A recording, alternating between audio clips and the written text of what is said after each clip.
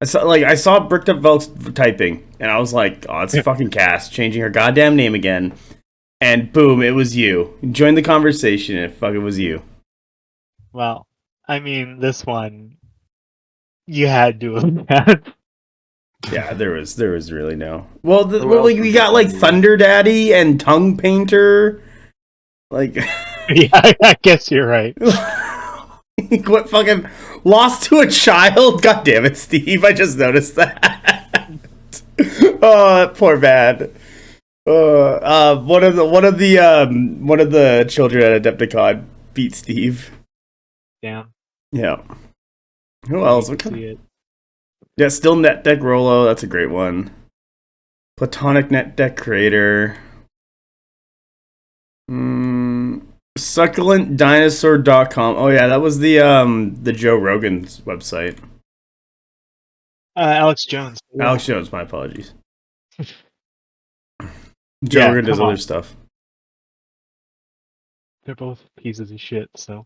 Degenerate Pimp Chinchilla. Yep, we got that one.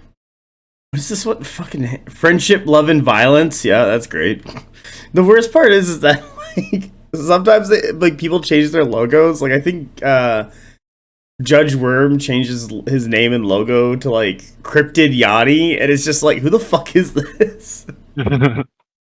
Huckleberry, Gross and Blatant Display. Oh god damn it, man! These are just wild names.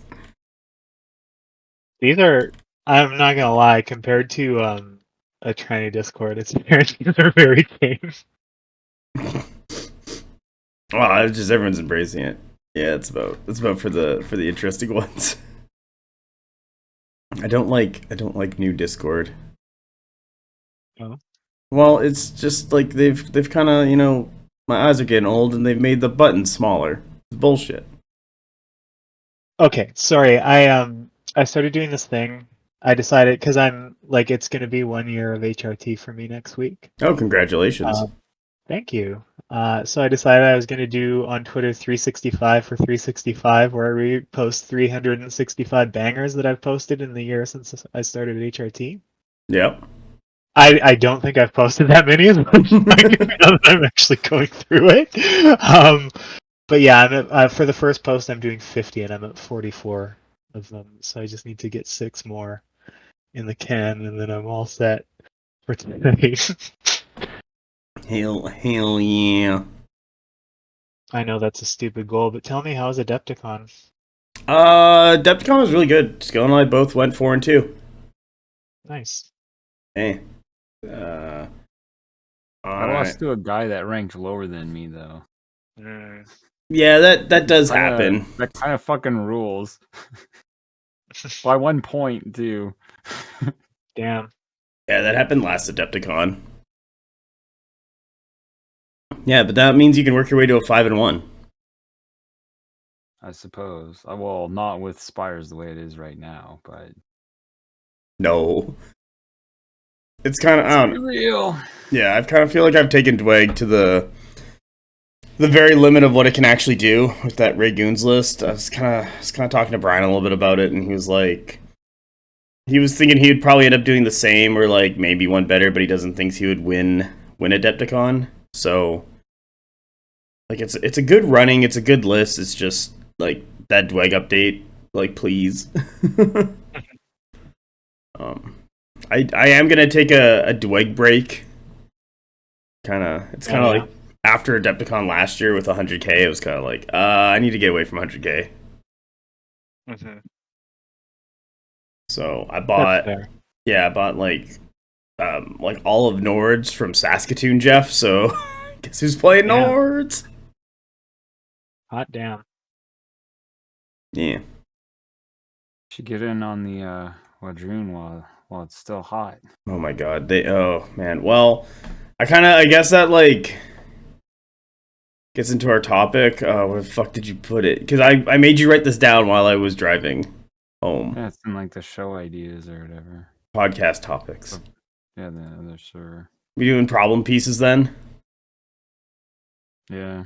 I kind of like, I've been looking at that international Discord on and off today as I've been editing, and I'm like, We should probably talk about this because it starts just kind of hitting like a point. Like after I played against Apex, it started to I started to realize I'm like, oh, everything in your list had 3 activations, huh? He's like, yeah, pretty much. He's like, 2 things didn't, but like they're just there to like close the deal. I was like, And then when we were on the drive back, like looking at like chariots, and I realized that they sneakily effectively get 4 activations. It's like, okay, well that's the problem right there. Like, I mean, it's not that hard to figure out. Okay, so I guess we're gonna start with that one. At some point, I'm gonna smash cut the intro music.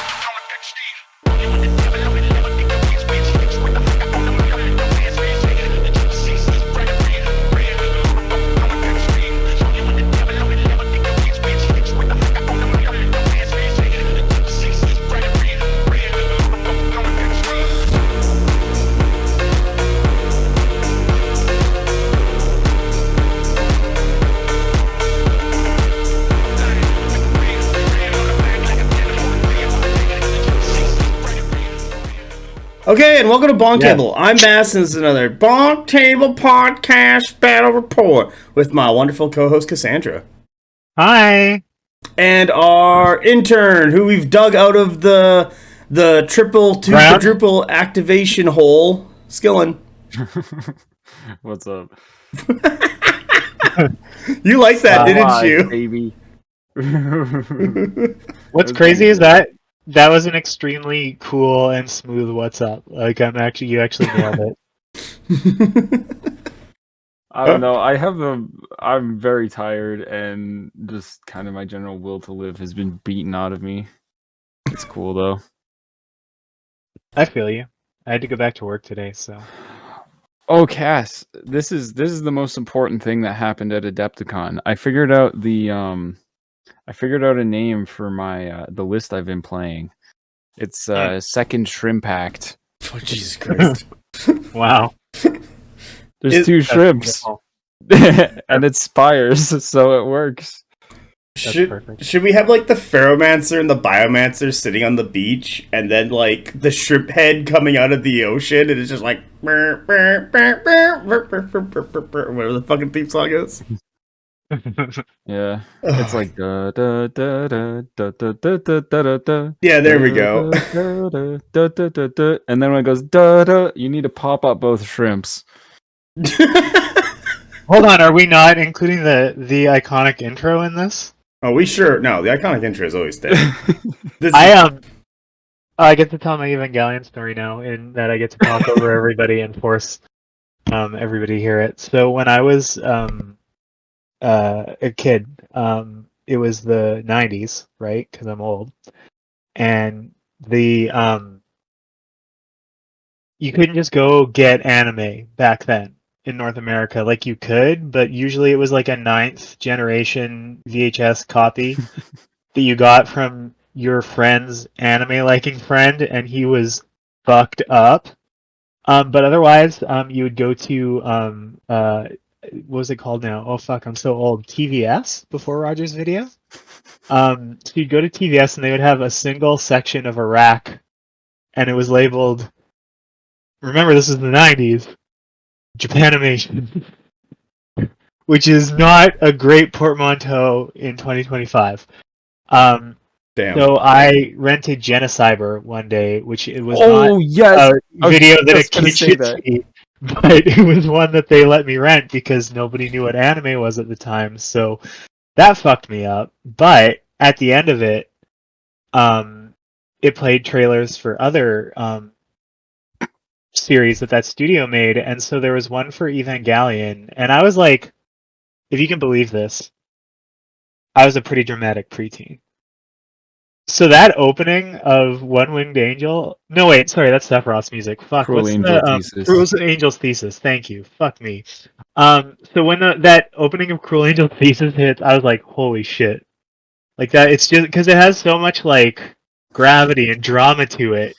But the thing is, when you're like, I don't know, I was like 11, I think, at the time.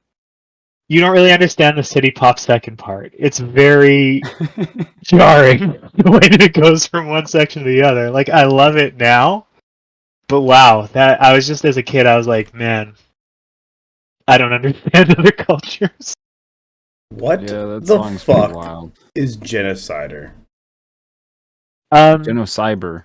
Genociber. Okay. It was just like a throwaway. Oh, you heard Genocider? Yeah, that would be a weird ass anime. Yeah, no, it's like I'm One like entirely. I don't think I would Yeah. like that one. Genocide. Genocider is a pretty weird one too. It's like it's ostensibly. I don't know. It was like somebody took the basic premise of Guyver and was like, "Let's make it weird." Okay. Yeah, it's like one of those. There's a whole bunch of anime that came out during that time period that were just like hyper violent, and they were kind of like had bits of like I don't know, like RoboCop, Aliens, Terminator, all mixed together and like culturally reinterpreted.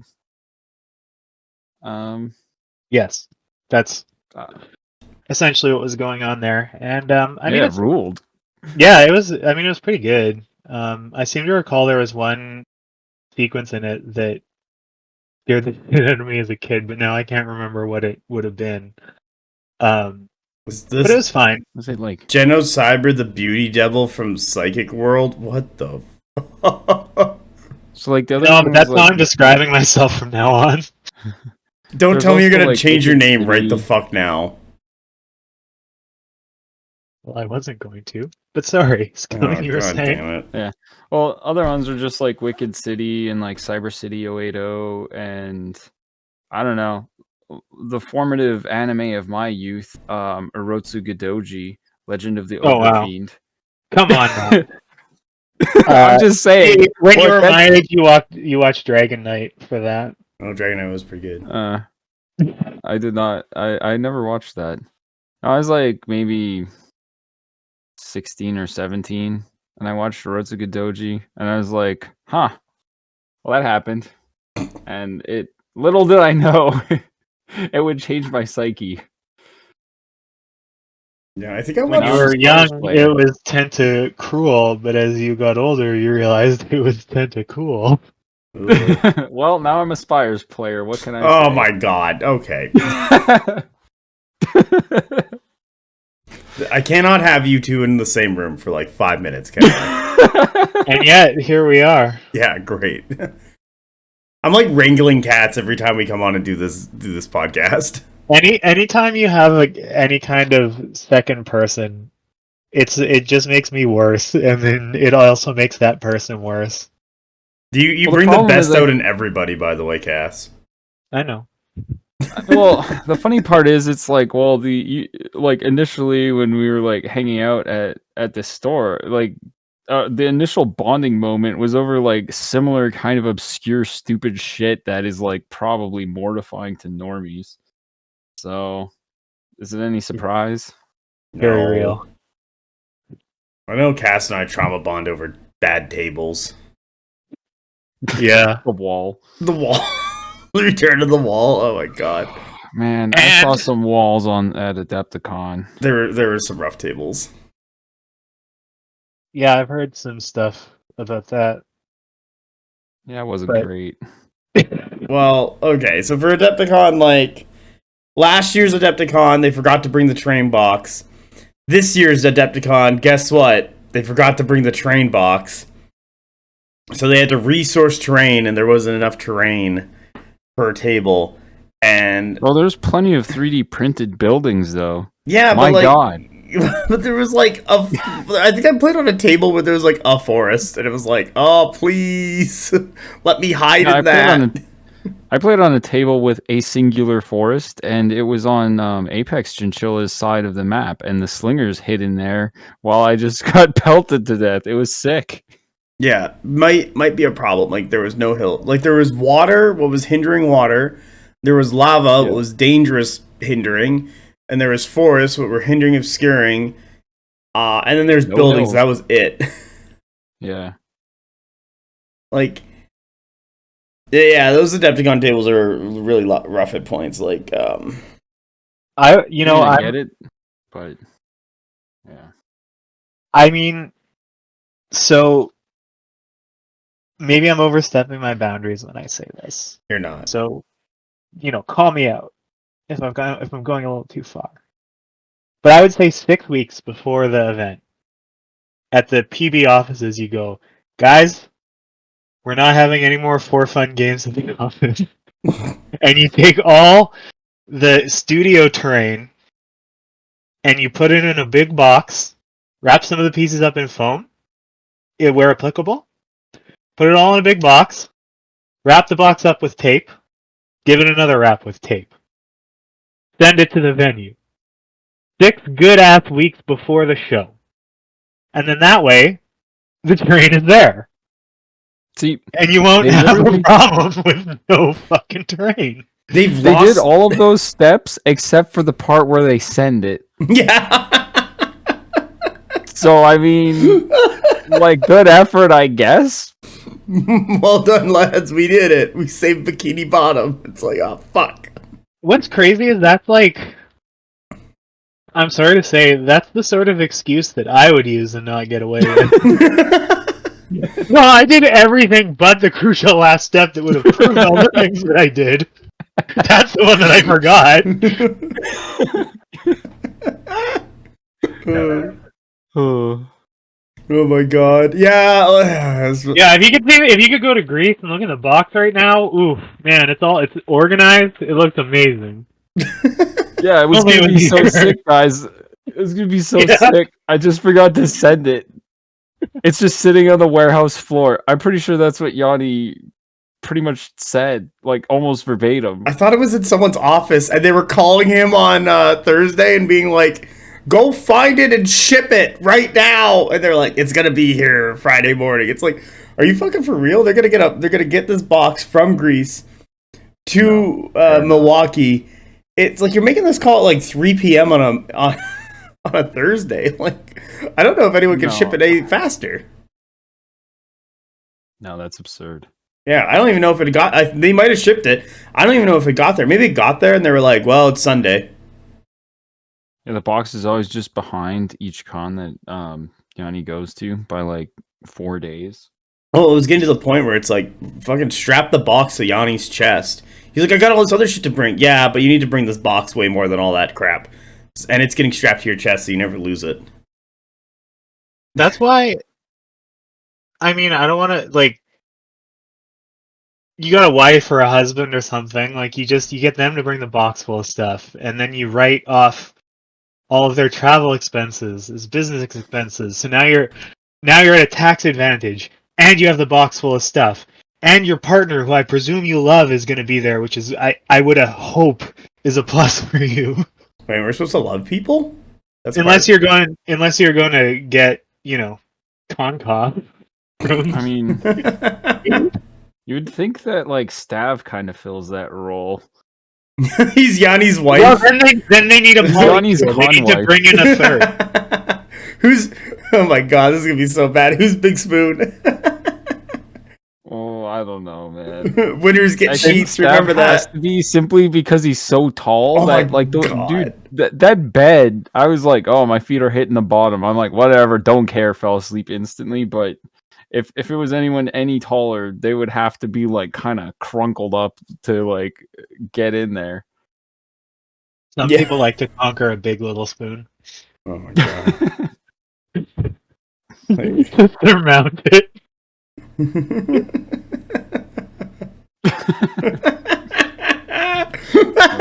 Jesus Christ, what's wrong with us? Oh, I'm surprised that got that much of a laugh out of you, to be quite honest. Oh well, like the mental image was particularly funny. Yeah. Cass knows what I enjoy. We're not beating the "we're in a relationship" allegations when you say things like that. No. It's funny every time, though. Oh my god. Okay, so yeah, tables on Adepticon were the greatest. However, talking to some of the local Americans, it looks like they're just gonna source terrain to not have to deal with this anymore. Just don't rely on the people who have demonstrated that they're unreliable. Problem solved. Yep. That's gonna solve it a lot. You'll get like 500 pieces of painted, like of STL terrain, which are like way oversized for what they should be, like what the rules regulations say, and then you'll have to like call the judge over and be like, "Can I not have like a quarter of my like deployment edge like just blocked off?" And then do the whole dance. There was one table where I wanted to side reinforce from, but there was 2 buildings around the side that were massive. It was one of those Dwag head things and like another 100k building, and it was like, cool, I can't even get in here to do anything. The boat? So Did you see that 3D printed boat? it's It's like the size of a hot dog. It's a Costco hot dog. Basically, I was like, a well, foot if and you a half turn it on its long. end. That much resin is going to cost like 25 Costco hot dogs. That's not a comparable. Those Costco hot dogs are like $1.50. We could build the boat out of Costco hot dogs for cheaper. That's, man, day Sounds 2 like of the tournament, that's going to be bad. And then if we have to use that terrain for another tournament, it's going to be That is- worse. That is some Spire's technology, just 3D printing with meat. I thought you were going to say that's some Spire's technology. Using a mummified hot dog for a house. I mean, The drone only Yes. lives for like 2 hours. The house lives for 2 days. This is making money. That's look, like they Spire's. recollect the biomass. We're already living in an era where most houses now being built are really not designed to survive the first like owners. So What do you mean, we're really the close first to- impact? Not even the second shripping? Yeah, so we're really close to like the mummified hot dog house era that the Spires predict. Anyway, Well, I'm that's sorry, I the didn't mean to future that get political on the podcast. Look, this is a future that I embrace. But you want the hot dog house? Yeah. I don't want to live in a mummified hot dog. Well, too I bad. just That's say where that. we're going. Too bad. That's the Spires future. won, and now we gotta live in hot dogs.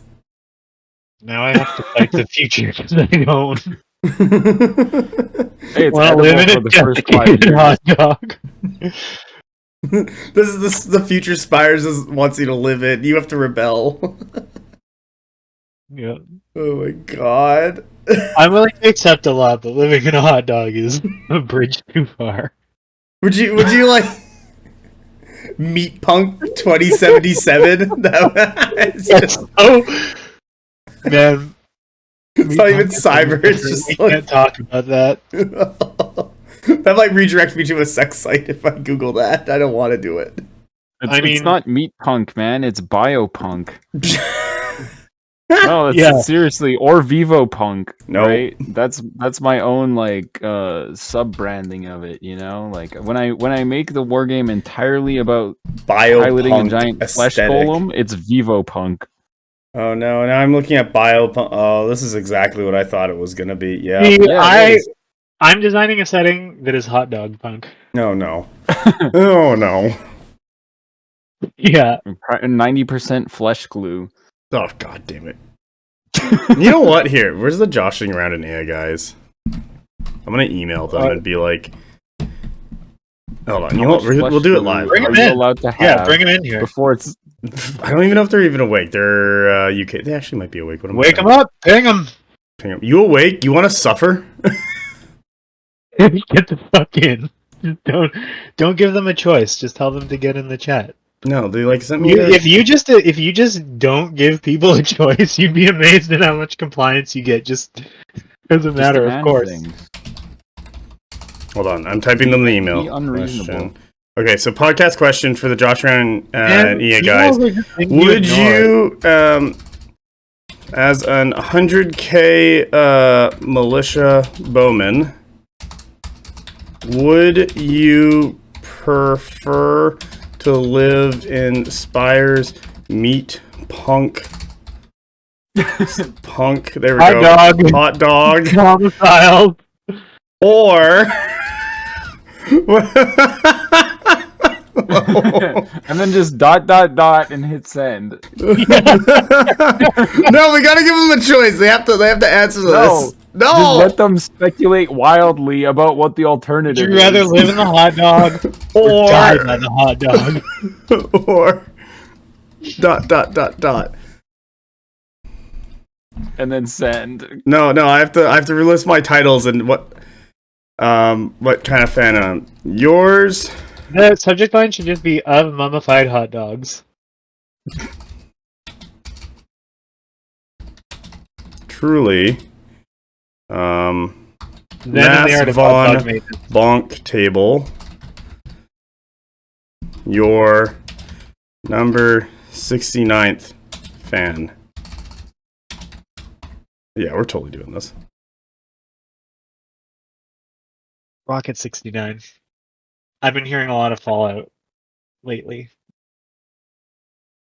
And it made me think of that song. There we go. Message sent. There's 5 songs in the game. These poor bastards. He's gonna wake up, check his email, and be like, "Oh, Mass was getting another operation," and is all loopy. Nope, just having fun on the pod. Yeah, I believe they do listen to this. Now, I should send a question to the Just Roll Ones guys as well if they also want to live in the Spire's hot dog. Why wouldn't you though? Think about it. No, because you're a freak. You're a Spire's freak. Okay. Tag everyone in the Discord. Nobody will get mad if you do that. No, because I'm not a monster. You gotta have Vanguard status. There's no Vanguards in our Discord. Yes, there is. Yeah, they don't have Vanguard status though. They're not real people. I mean, what if they did? No. I'm gonna go give a bunch of people Vanguard roles. Oh Jesus fuck. Go crazy. You still haven't changed your name, so like, let me know when you get around to that. I got sidetracked because I was looking it up so that I could type it out accurately, and then I found a different. You found a better name? Okay. No, it wasn't even better. This one was Genocyber, a cyber monster from the imaginary world. Oh, That's pretty good. yeah, it is pretty good. It's not as good though. What was my one? Yeah, Genocyber, genocidal Yeah. monster of like the dream world or the psychic world? Yeah, I think it was like the pretty monster of the psychic world or something. Yeah. It referenced how pretty I am, and that's what I liked about it. You know it. Should we get into our topic? My favorite part. You know. Oh wait, We're having guys, fun. Have you seen Apocalypse Zero? No. I don't believe I have, no. I don't know how to spell apocalypse. It's lips with 2 P's. It's not, but I know. Whoa, what the fuck is this post like? What? It's like some fucking blood metal shit. What the fuck is this? It was adapted in 96, started in 94. Oh my god.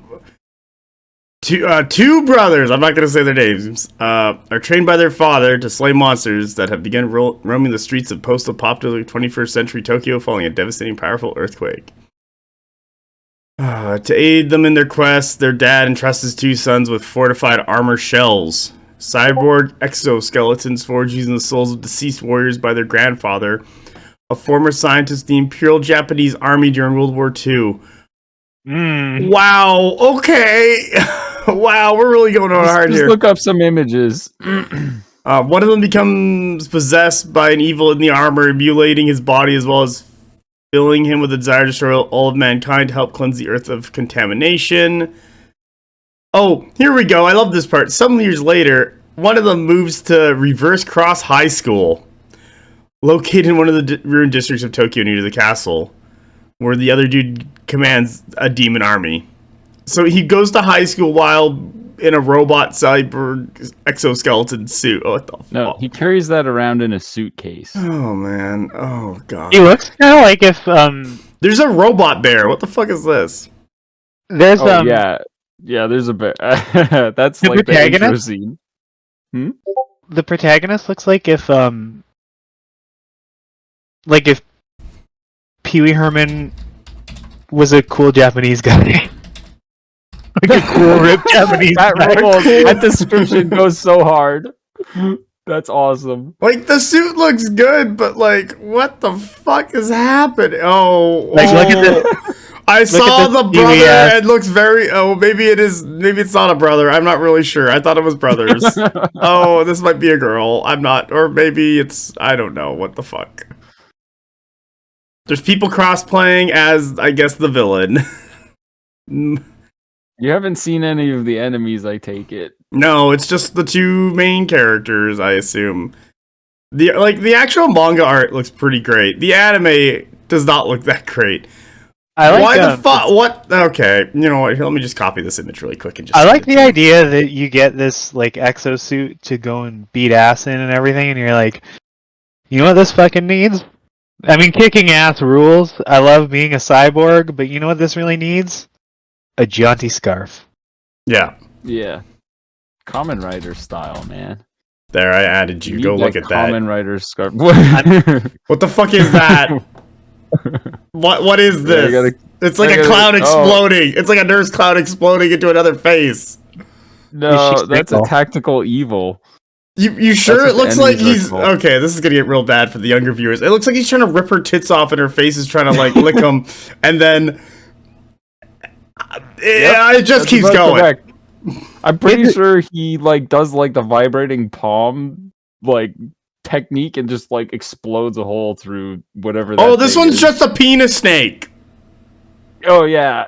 You need to find the old man who shoots the icicles. I can't remember what that guy's called. That's penis Oh snake. yeah, that's him. That's him. Is he the Look, penis he's also- snake or is That's he the other actually, guy? you know, when you said penis snake, I assumed something way more obscene than that. So Look, the balls also are like metal. They're also and they snakes. shoot ice. Yeah, they also shoot ice or something. I can't remember. Oh my god. The main character is pretty much naked at this point. He was like in a swimming pool and he's fighting this guy naked.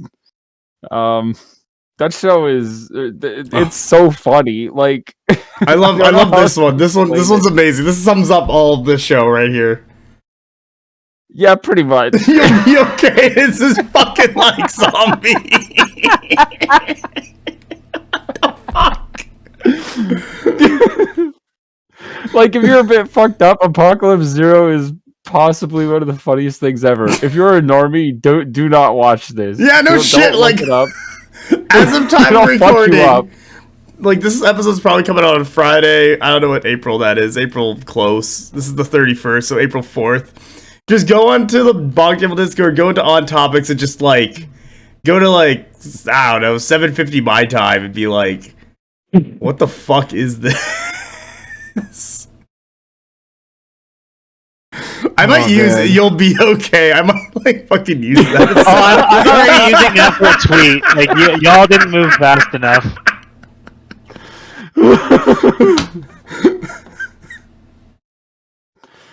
Oh man. Like I gotta. Oh, I feel really bad. I gotta like replace that zombie face with like Steve, and just be like, "You'll be okay." Give him a hug. That's pretty good. Yeah, Beaten by a child. It's like it's okay, buddy. yeah. Just, just His dead. description was so funny too. He's like, I was beaten by a child. It's like, yeah, he had a good list, but like he didn't know really what he was doing. So Yeah, Steve got diced in that game. The fucking that's worst. rough. Oh my god. Okay, so let's let's actually talk about something. Let's recalibrate. Oh boy, I need to stop looking at these. They just get worse. Math It getting gets all hot and funnier the bothered. longer you look at it. No. Okay, so problem pieces episode. So lots of. I'm gonna turn this off because I need to get away from this. Yeah, why do you? I need to stop looking at it. You're supposed to be the one who's actually good at staying on track. Let's be honest. No. So things we kind of want to talk about. Like we played Adepticon. Adepticon was fun. Adepticon was cool. There'll be a video about it released before this one, so you'll see all my games and everything. as well as I'll interview the top 3 players, probably 2 weeks after this one comes out, just because of times and all that stuff, like time restraints and scheduling. So I kind of want to talk about the things that have been kind of getting a little too far on the power curve. There's been a lot of chatter on the international Discord about things that are like, this is ridiculous, blah blah blah, like 3+ activations, as Skillen has mentioned. And so I'm gonna hand it over to Skillen because I feel like he has thought about this a little more than myself, to be honest, while I'm just like, fucking bullshit. Yeah, I mean, it's not that complicated. We knew Good. that we knew that 3 activations were generally a problem.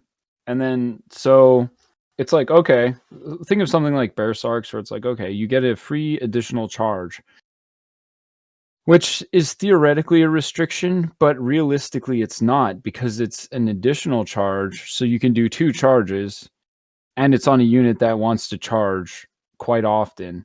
Or so effectively it's just 3 activations. Like, it's not a restriction at all. We get something like the Chariot, which effectively is getting 4 because it has what is it, weapons platform, I think it's called. No, it has dead shots. Oh yeah. So like let's see here. I'm just pulling it up. What's weapons platform can do? I think it meant to shoot outside. That's the one where it shoots everywhere. Yeah. So it has the key things are like dead shots and what's the other one? Oh, fire in advance, right? So fire in advance just gives you a free action. I mean, you're going to get to shoot. Like you want to move and shoot, or like if you're in other units, you would like aim, or like so slingers, for instance, just has the volley stat of 3, so they can just move, shoot, move, right? But War Chariots has dead shots, which just always counts as having aimed, right? Stand with this special rule always counts as under the effects of the aimed shot special rule. So consider them to have always aimed no matter what for free without using an activation. And then they also have fire in advance. So effectively they get to aim for free, they get to move, they get to shoot, and they get to move. Or move, shoot, or shoot, move, whatever. But the aim is always in there for free, and they're always getting 3 activations. Like 3 actual activations with the essentially 4th one of aiming all the time. It's like, that's incredibly good. You have slingers also with fire in advance, right? And then they also have their chant that gives them effective range up to their range of 18. So what that means is it's like March of 6 plus 18, 24, right? Gives you 24. That's a 24-inch threat range. They're out threading marksman clones, and then they move back, so they can go right up to their 18 inches, and then march back 3 inches. So now they're at 18, 19, 20, 21. No, you forgot though. They can Conquest chant for additional 2 march. Oh yeah, so they can actually just like march and then get out of range of you. So well, now it's on their first you march. Have to. So you gotta like aim, shoot, then march back at the additional march. Yeah, so like with marksman clones, if you like walk in, well, they oftentimes don't do the aim. It's march, shoot, and then march back. Yeah. Right, because they're already on base 3. They don't need the 4. Yeah, they only 4 when you're like running in, and they're like, well, might as well go to 4 and then like back up anyway. Yeah, exactly. Like if you move in, then they aim, volley, and then back up, and it just makes it like incredibly good. It's like, and the problem is like there's lots of stuff in Wadroon that's just triple activating, and the thing is, it would seem like, oh, it's limited in some way, but realistically, if somebody has the ability to do extra activations, especially after playing this at Adepticon, a lot of people will do dumb things when they shouldn't. They'll like do actions that are unnecessary or detrimental to themselves. So when you're limited to like doing the thing that the unit should be doing, it prevents them from doing stupid stuff. So it actually makes them play the unit better simply because they're forced to. Like Raptor Riders getting just to shoot for free as they move in. That's pretty sweet. Yeah, on volley 3, so they want to move and shoot anyway. With a fluid formation too, by the way. Yeah, but I thought you can only do one of these. So you can either shoot for free or you can fluid, because you can only do a maximum 3 actions. So you got to pick on that one. It's true. But you can march up, shoot, and then back up with Raptors. I've had it happen plenty of times before. Yeah. And you're like, okay, cool. Or best one is like, you run up to try and bog them down, they shoot you, then charge you and clash you, and you're like, oh boy, Flurry kicked in. I love this. Yeah, and then it's also like the Quaddle / Winglord is getting it's 2 things that give extra movement. Sure, there is the hard limit to 3, but it's like, oh, you've got fluid formation and also mounted hunters. And it's like and also death from above. So it's like, okay, on one turn you could like fly over something into its flank, right? And then you get your free hits into it. And then the next turn you fluid reform, shoot, and then charge it, and then you get a bunch of stuff in your impacts. Or like you could just do really stupid stuff. Like the action economy is like kind of ridiculous. Like they're like, oh, you're limited to 3, but they've come up with a bunch of ways of giving you actions without really having an action. So, like Death from Above, for instance, it's just no, it's a different one. The from above is the brutal 2 in the side, or in the butt. Go ahead, I was thinking of. Sorry, I just want to say, like, I think this overall, and you mentioned the way you phrased it made me think of it. The overall problem, I think, with a lot of stuff in Conquest right now is that PB seems to like to make rule space to not to limit things, but to make but to have a thing that you can make exceptions for, and then it gives everything the exception. Yeah, we've kind of seen it a lot. Instead of sorry, let me phrase that better. Instead of defining some factions by having the exception, they instead define other factions by not having it. Yeah, correct. Like for instance, Spire's light scoring.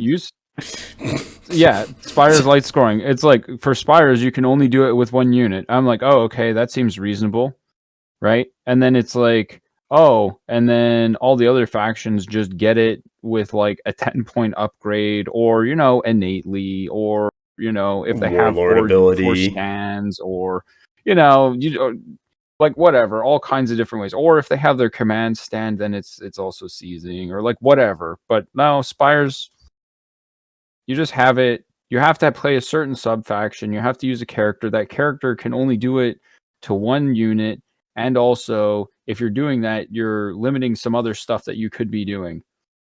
It's not that I'm particularly salty about this. It's just I play Spires and I know it has like a very distinctive example. Well, the other component of that, I think, that is a problem is that most of the stuff that they've really prominently given exceptions to in this way that I've outlined is stuff that's really enables you to win the game. Yeah. Like if it was just like if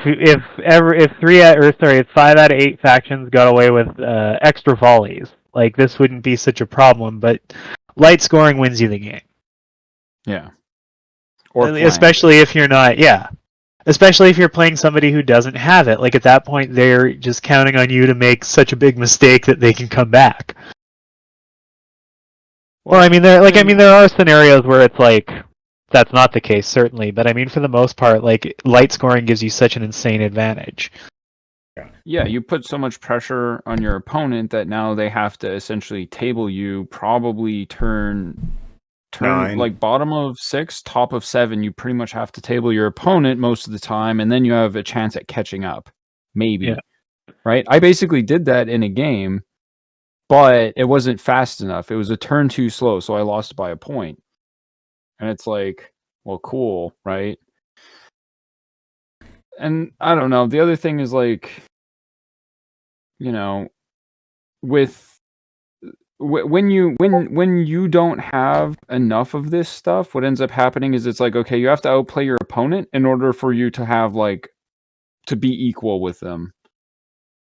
And it's like, well, if they start making mistakes and they play substantially worse, you'll win for sure. But if you're playing someone of equal skill and you don't have the sufficient toolkit, it's kind of like you're starting off at like a disadvantaged matchup. Like some of them are like 8-2 matchups. Like it's pretty bad. And like I don't know. Like So like at Adepticon I played a gentleman who's playing a speakers list, similar to Brian, gentleman who won. And I used the terrain to my advantage. They should have put one of their like blooded or brave units over onto their weaker side to support that flank and not have it collapse. Or, you know, go toe to toe with me because like Dweghom wants to just fight. And he kind of like had some bad engagements of fighting in water, and I eventually bogged him down and killed enough stuff and like scored out and won. When I played into Brian the next day, he's playing the a better version of that list. Every single one of his pieces does work, and he knows exactly how to play it, and he kind of just handily beated me. So it's like there is a massive player skill thing, and the list will, like, with all these additional activations, will go further in the hands of a more skilled player. However, when I played that first guy, I was very worried. There's a Quaddle and a Winglord just, like, taking shots at me. He's trying to, like, he used, I think, his Winglord improperly. Like, he charged me with the Winglord to try and push me back. What was like, okay, well, now you're close to me and I'm going to kill you. Like, you've just donated a Winglord to me. Like, that's not your game plan. Your game plan is to wait until your Thunder Riders are here and you can just kind of blow up 2 units with your Thunder Riders at the same time and just kind of start pushing me down on cards while whittling me away with all your shots. And so, like, he made some mistakes. While when I played Brian, I tried to lock down his Quaddle. He just activated the Quaddle and withdrew and ran off so that it could stay around and keep shooting at me. Like, the withdrawal damage did a bunch of damage, but, like, it still lived. And he's fast enough to just go away and then just keep shooting at me until he's ready to re-engage me at his. Engaged. Yeah. So, like, the player knowledge also changes, but yes, I do agree. Like, if players a similar skill or better, they're going to get a lot more out of this, while, like, weaker players who don't fully understand what they can do and what they can make use of, they're still going to lose, but it's just like, oh my god, when those additional activations puts those players up higher than, like, someone who they would probably be on, like, equal skill terms of, just because of the list and, like, just because of having those pieces. I find, like, my Wadroon games are always tough simply because they're just getting so much extra value out of their pieces. I just want to try to, like, explain what, to try to articulate this situation a little bit more clearly, because sometimes I feel like people don't understand, like, how the matchup type thing works. So in fencing or wrestling or, like, a lot of other, like, physical activities, there's, like, 2 main components, right? There's, like, the strength component, like your raw athleticism, and then there's the technique component, right? And it's like, if you're massively stronger than your opponent, then the technique is not going to come in as a factor. Like, you can't make up for, so, like, what becomes the determining factor is your gap in skill larger, or is your difference in, like, raw athleticism bigger? And whichever one is bigger is going to be the more impactful on the scenario. So just imagine that the raw, like, the full power of your list versus the full power of your opponent's list becomes most relevant when you're very closely matched in skill level, right? But if you're substantially better than them, you'll even beat a stronger list, right? But as you and if you're massively if you're more skilled than them, you'll win. But there's a point where when you get close in skill level, a major determining factor just comes down to, is your list more efficient? Do you get more activations per card, right? Can you score faster? Can you score sooner? Can you score more? I just wanted to articulate that a little further. No, I appreciate that. I think it's a good like metaphor, or to help people draw and get the idea and the concept. Because, like, here's the thing: like, I'm not advocating for nerfs to Wadroon. Like let's be realistic here. Radroon's probably going to get hit by a couple things, but I'm not advocating for like, oh yeah, we got to push him to the ground. That's not it. Bury them. Yeah, No. just That's what I'm advocating for. I know you are, Cass, because you gave up your dino mommy ways for bricked up Velks. Well, I want the Nords nerfed too. Nerf them all. Like God sort them out. That's my opinion.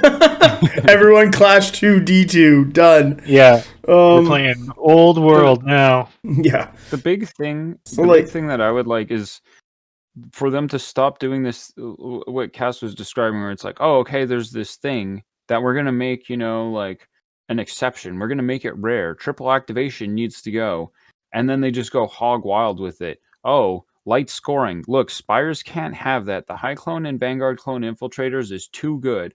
It's too powerful. It's fucking up the meta of the game. So we better give Raiders, Flame Berserkers, was it Legionnaires? Legionnaires are mediums. 100 Kingdoms, like so on and so forth, light scoring instead. We need to take that, it's like it wasn't a problem and then you made it a problem. Oh, what's that? Oh, you know what defines this game? An aspect of this game? Oh, yeah, when your reinforcements come on. So that way yeah. Flank. So Flank. what we need to do is just make flank ubiquitous and cheap for the factions that are good. And it's like that kind of shit. Like, I don't know. We were talking about it. It's like, yeah, the game felt more balanced last year. Like, yeah, I would. So it's like, Like, don't get me wrong. Like, 100k was being literally propped up by one unit that was just absurd. Yeah. Like, the entire faction was. What is a massive problem, but literally the faction was just like a dead horse being carried by a bigger, stronger horse, and then still doing well. Like, a horse using another horse as a backpack. Yeah, and it's like fucking using the dead horse as a fucking beat stick to kill you with. So okay, but I mean, but go ahead. Cass. Sorry, I just wanted to quickly interject. I think that what you said there kind of hints at why this is such a problem, just as it relates to this specific like design framework that constitutes Conquest. Is that like what you said there was like, oh, there was one unit that was really broken and it was carrying the entire faction. And the problem is that one broken unit can carry the entire faction. Yeah. Just take all them. As many as you can. All cow plow the army. Cow plow for everybody. Horse plow, yeah. Plow horse maxing. Fucking. What do? You just spam Sealed Temple and Ashen Dawn until those buttons break. And it was a great list that I learned how to fight. Yeah. But like even then, like last year's Adepticon, there was like, I don't know, 88 stands of Ashen Dawn and 10 100k players and everything, and that tournament only had 40 players, so like 25 44, I think it dropped down to like 33 by the end of it or something. But anyway, almost 25% of the players were 100k. Only 2 of them made it in like the top 10. Yeah. How much WOD did we see this year? And by God, WOD. Oh my! So I thought there was 23. It was 15.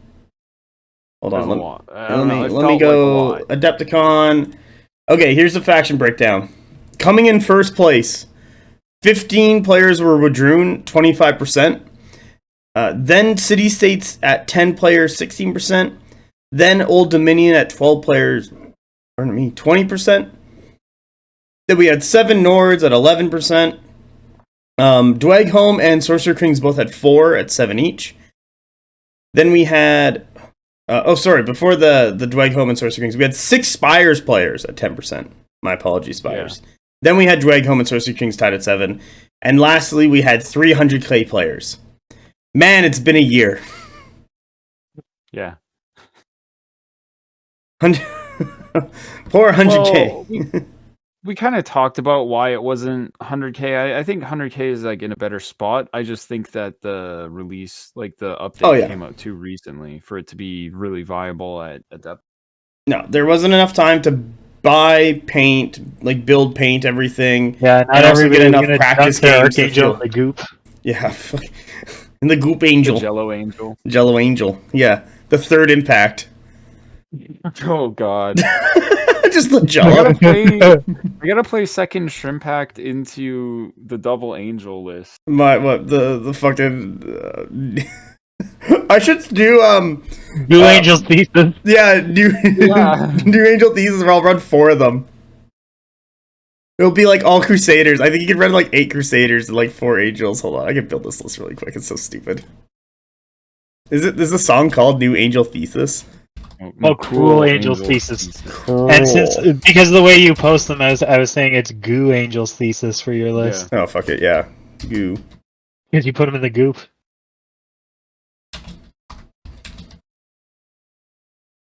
I know how to spell thesis. I know how to spell goop. This. If you need help with that. I fucking hope so.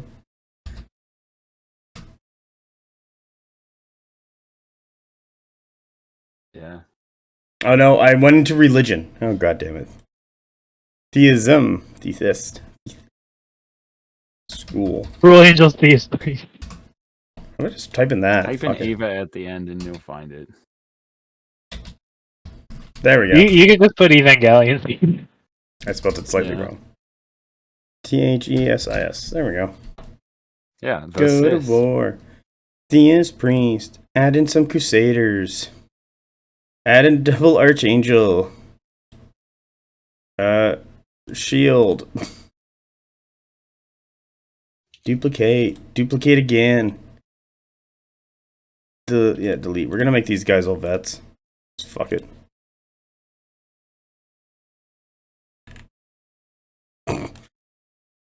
This is a 10-card deck.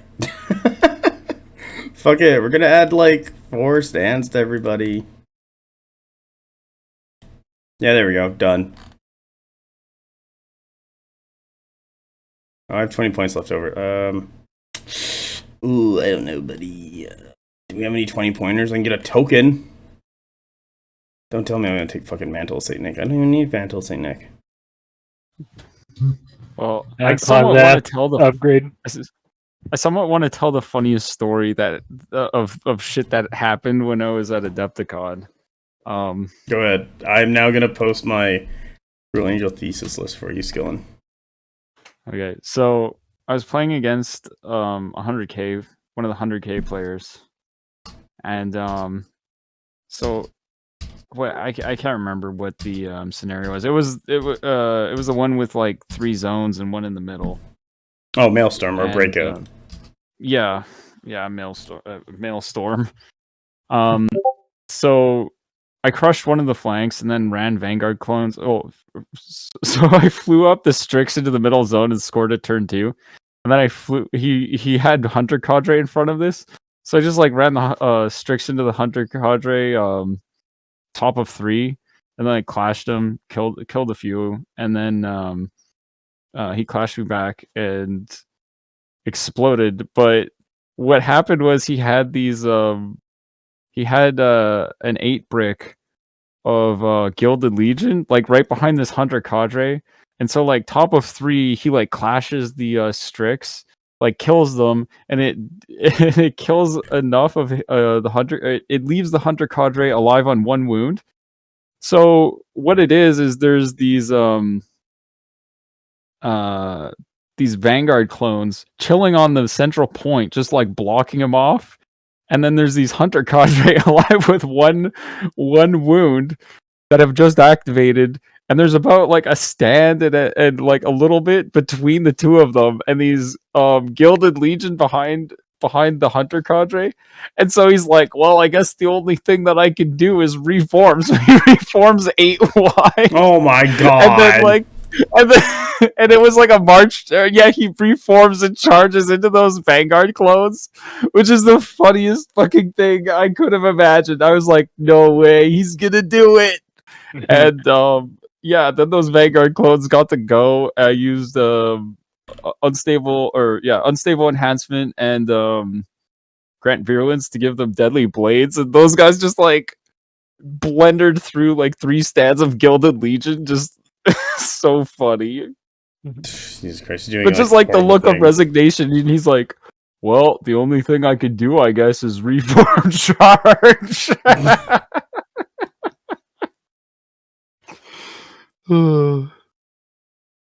Nice. Well done, you monster. War games are heartbreaking. and then immediately after I smashed a shrimp into the remaining ones, and then sent the second shrimp into the into the Ashen Dawn, hiding behind the fucking 8-wide Gilded Legion, and I'm like, oh, the Ashen Dawn have any the Ashen Dawn have evasion? And he's like, no.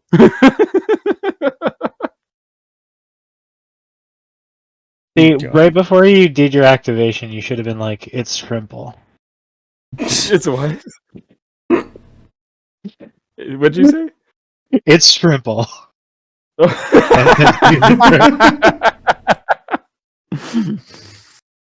Oh man. Yeah. What are you talking about? Reinforcement? That was the next one. Yeah.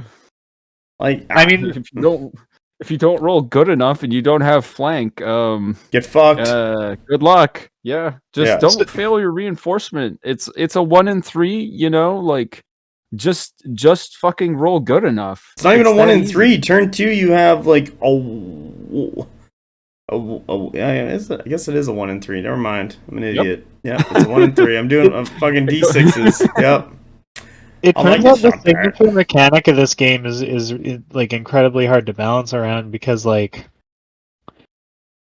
I remember 1.0. I remember just having no reinforcements some turns. Oh my god, there was a game. I think it wasn't my opponent and I. We didn't do anything turns 1 and 2. We just sat there. We didn't get anything in. Yeah. And then turn 3, our lights finally decided to show the fuck up to the fight. And it was like, who should we just call this turn 1? Like, no one's here. Well, at least I guess rounds 1 and 2 were real quick, right? So you can start scoring right away, right? Yeah, right. Like, you get up there, get that character in the lights. Way back. Yeah, no. I don't know. I don't like the turn to toxic positivity that we've taken. I don't know. Like it's the Canadian way. Like, okay, so here's the thing. Like, I'm using Madrina as an example simply because it has a lot of things going for it right now. Like, a lot of things. It's got the triple activations. It's got, like, if you're taking double Thunder Riders, like, why wouldn't you? Like, they're a fantastic regiment. You're taking the Thunder Chieftains, giving them both flanks, and then you just take an Apex or some other heavy, and you're getting, like, 3 heavies on turn 3 guaranteed. That's really powerful. And then you just take a big, thick cock. Because the Scion and the cock. Does he have forward? And then, after you're more relaxed, you'll make better tactical decisions. He does not have forward first. Does he have a... Oh! Vision! He can get vision! Warlord following the Cult of Conquest only. Character sends army gain the forward force special rule. Wow, okay, cool. Character stand gains the only good Grimes album. I don't think they take that was a deep cut, but if you were listening tonight and you enjoyed that joke, we might get along. Resilience, yeah.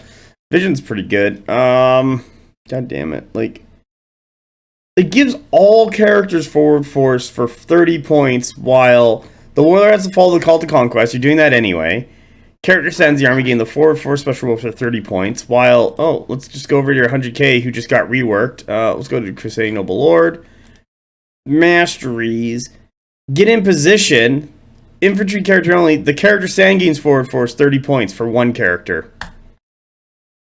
Yeah, it's not a fucking choice.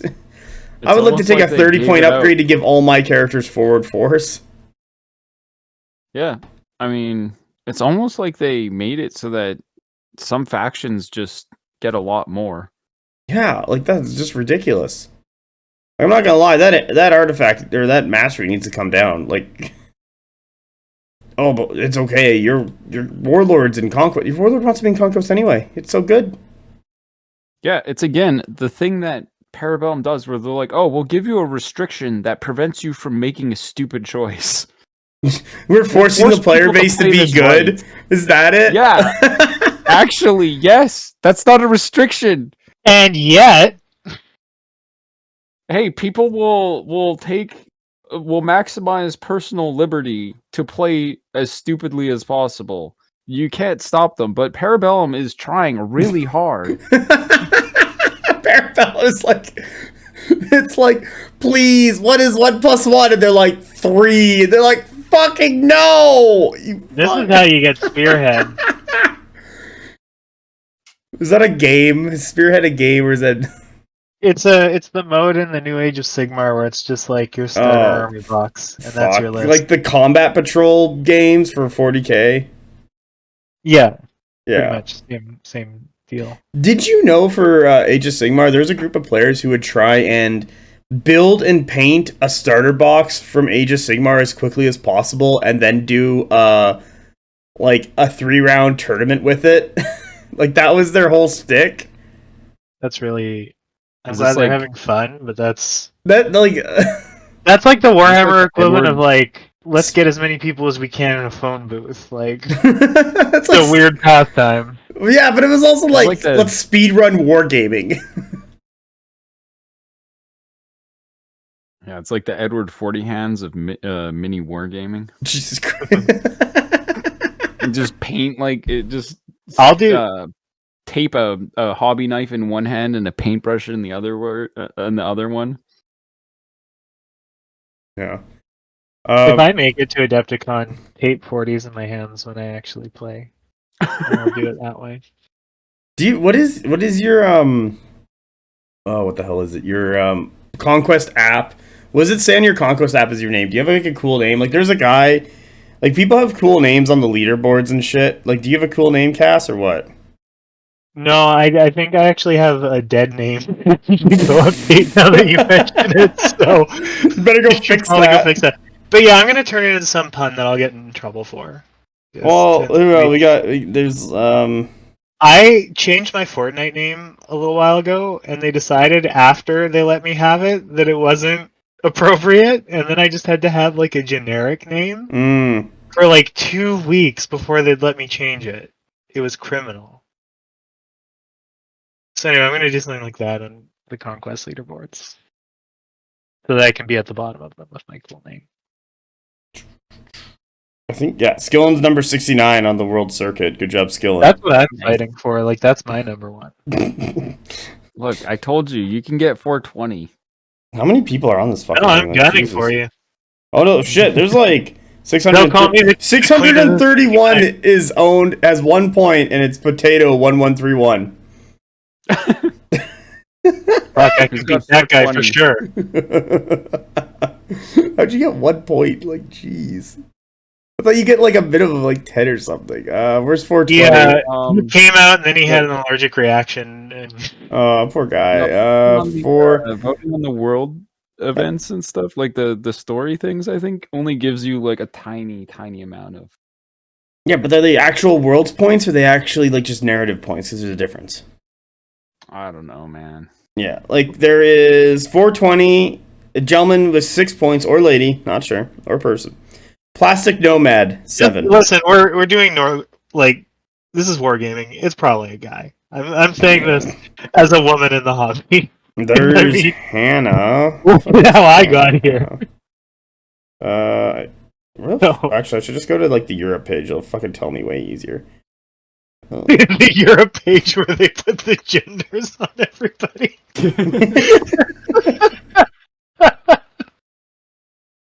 Yeah, I gotta go to there's different Germanies. Hannah's number 4. That's a woman in There's wargaming. different Germanies. Yeah, there's blonde beer. Oh, shit. Fucking love blonde beer.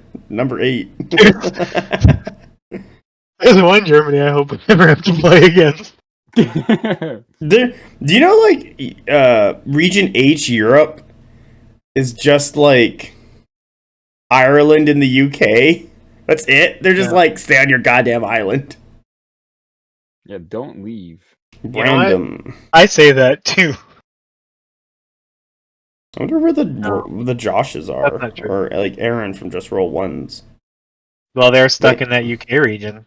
Yeah, I know, but I don't see their names. But I don't know what they actually call Well, themselves you here. can only make like 4 points tops when you only have other English and Irish people to play against. Yeah, well, there's one guy at 87, so he's doing really well. Is for there no himself. Scottish conquest scene to speak of? Why are we only talking about Ireland and England? Because like that's just it. It's just the people on those islands. What the hell?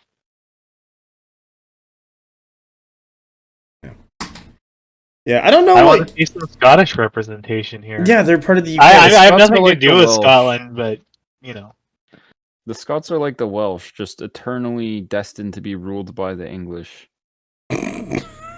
Sucks to be you. Yeah, that's right, Scotland.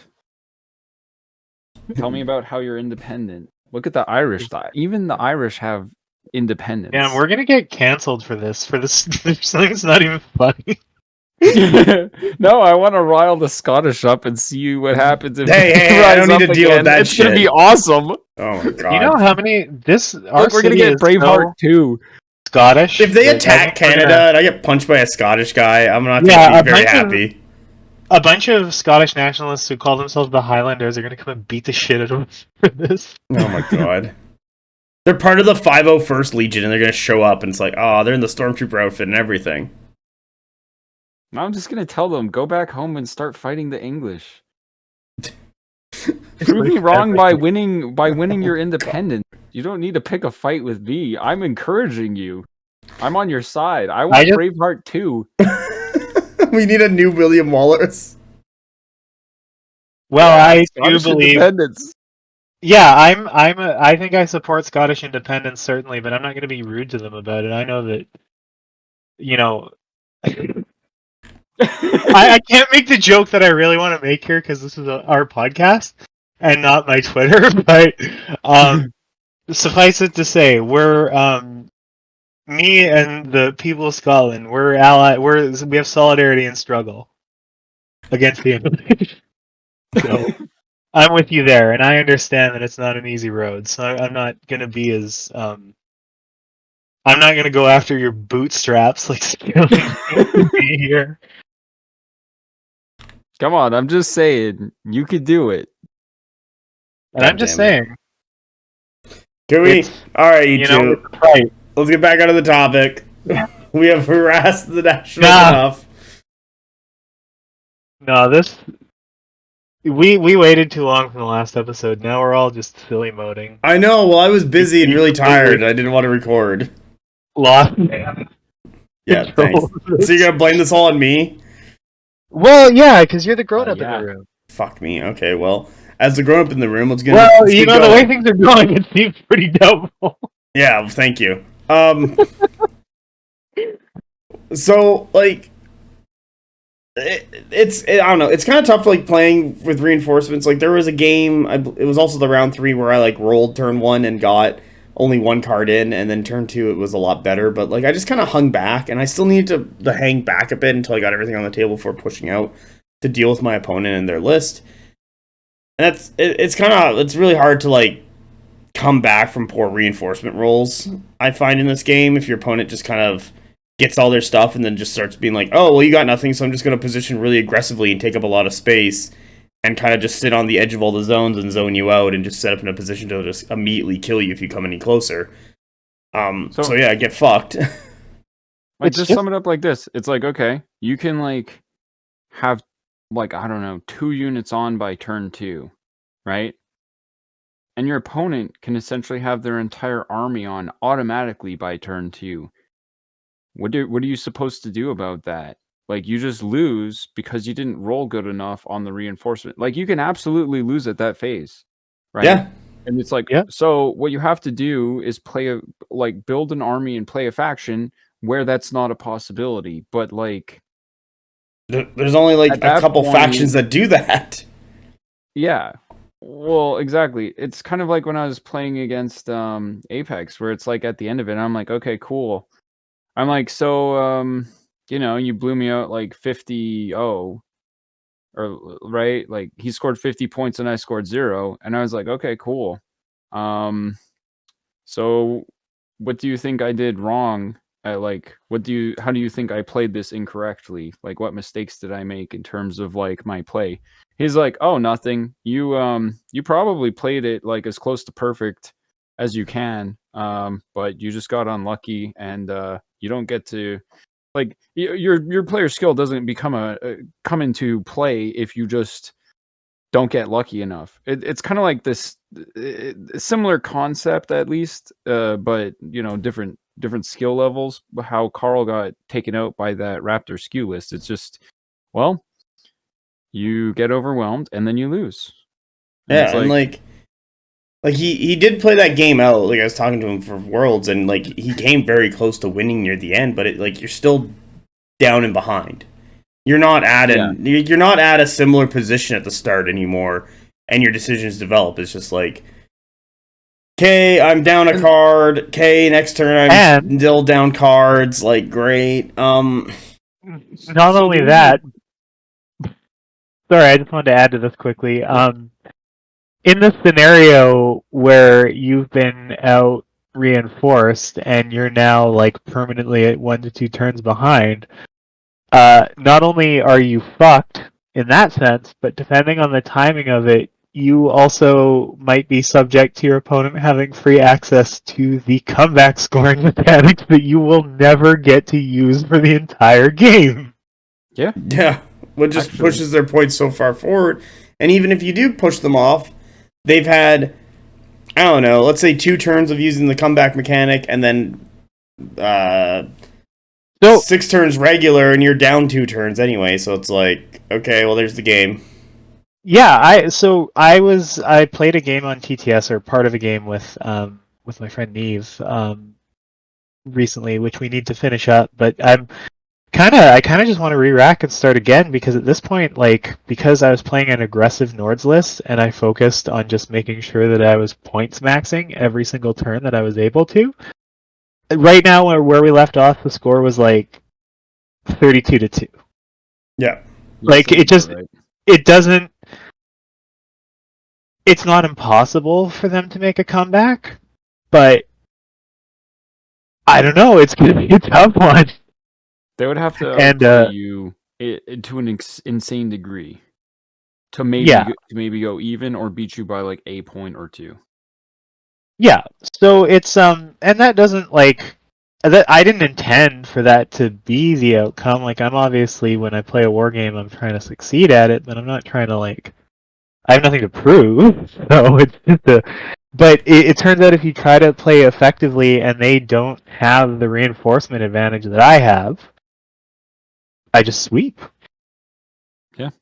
So I guess I just wanted to point out that I've actually experienced this in action very recently, even at a non tournament level. Yeah, no, I get it. Go ahead, Skillen. So the reason I brought up the thing with Carl too, like that game in in Worlds, is because it's like there is a point where it's like, yeah, Carl is probably one of the not probably, but undoubtedly one of the strongest players in the world. And even there, it's like, especially in like that kind of a competition, when you get behind, it gives the opponent enough of an advantage that you're even if you're at like peak Conquest, sometimes you just can't come back. So like you just lose right at that point. Like at that point of the game, all of your actions, like, yeah, sure, you can like close the gap as much as you can, but you will not win. Especially if you're very close or equal in skill to your opponent, or even if you're only slightly better than them. They are not going to mess up badly enough that they're going to just like not score when they obviously could. Then you're going to, like, the person who ends up ahead is probably going to win. Yeah, like, so like it's kind of like, for me, it goes back to War Machine, where, and this does happen in Conquest at times. It happens actually a lot more in Conquest, I found, than War Machine, is that you lose in deployment. Like one of the big things in Conquest I find with especially like beginner players, is that they will lose in deployment because as they bring their stuff on, even if they get all their rolls, they'll just put their stuff in really bad spots and positions and leave themselves open, or put a unit into its counter and not understand that right away. And so there's like a bunch of that knowledge of like, what are you looking for? Oh, I have high defense. I'm going to put my high defense thing with no evasion across from your cleave 2, cleave 3 thing. So I'm just going to lose my advantage. And you're like, yeah, of course, man, you're going to lose your advantage. And then also you're going to outposition it, so I also get into the flank with my high attack thing, and you lose your shield, so your high defense goes down even more. There's a lot of that stuff early on, especially a lot of like less experienced or newer players who don't understand those matchups and like how to unpack their list. Like unpacking the list is actually like a key part in playing Conquest of how you position things, where you're going to put it. Like you don't always have to run a thing like it's max distance. There's times where you want to like hold it back an inch or two. And there's other times where you're like, okay, my archers are coming on. I'm going to run them 11 inches. Next turn, my cavalry is going to come on and I'm going to run them 15 inches. And because my archers are 11 away, they can hop the archers. And I don't have them stepping on each other's toes. I still want to get my cavalry out there in the open. The archers have longer range. They can sit back a little more. That's unpacking your list. And a lot of newer players understand that. There's times where, like, even myself, I'm playing lists that I need to get a couple reps in to understand properly. And I'll step on my toes. And that's what they're doing. In a higher skilled game or like with more experienced players, not having your reinforcements come on in a nice curve really hurts, especially if your opponent's like getting all their stuff, because they're going to see that advantage. They're going to be like, how many cards you got? It's like, oh, I got 6 cards. How many cards you got? They're like, oh, I got 11. And you're like, okay, cool. They're like, they're going to draw you out, and then they're going to have 5 free activations of just get up in the way, zone you out, and it's just free board space they're taking. They literally got to wait 5 activations, and like 5-6 activations, and then they can just take as much free board space as they want to really start applying that pressure, and it keeps you back, and now you got to fight your way out. And that might just be enough for them to win the game. And don't get me wrong, that does happen in regular games where both players are getting a nice dice curve or like reinforcement curve of things coming out, because there's usually a much more skilled player who understands where to apply the pressure, while the weaker player doesn't understand that and like is starting to either A, make mistakes, or B, not applying counter pressure and board denial in a proper way, so that the player who wants to apply pressure just kind of gets away with shit.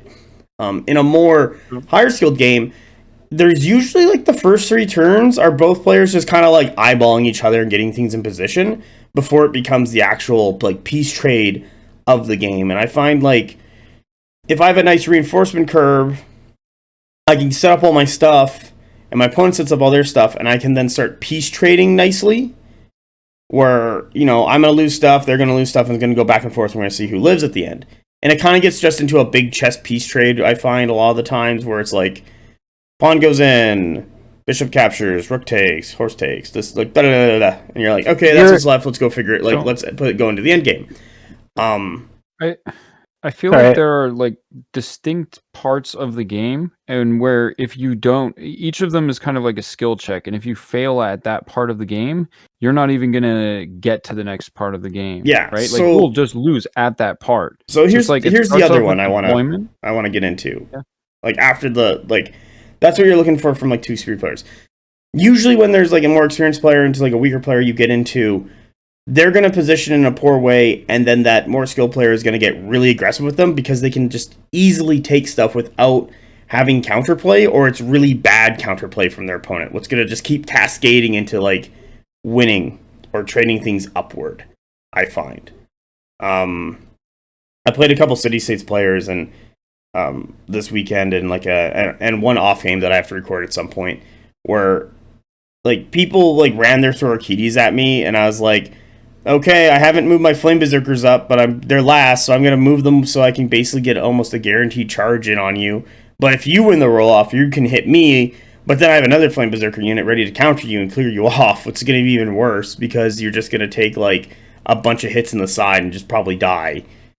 So I'll piece trade that way and it'll be fine. Like, there's things like that where it's just like, but they only have 1 piece to engage with, while I have 2 pieces to either counter and push.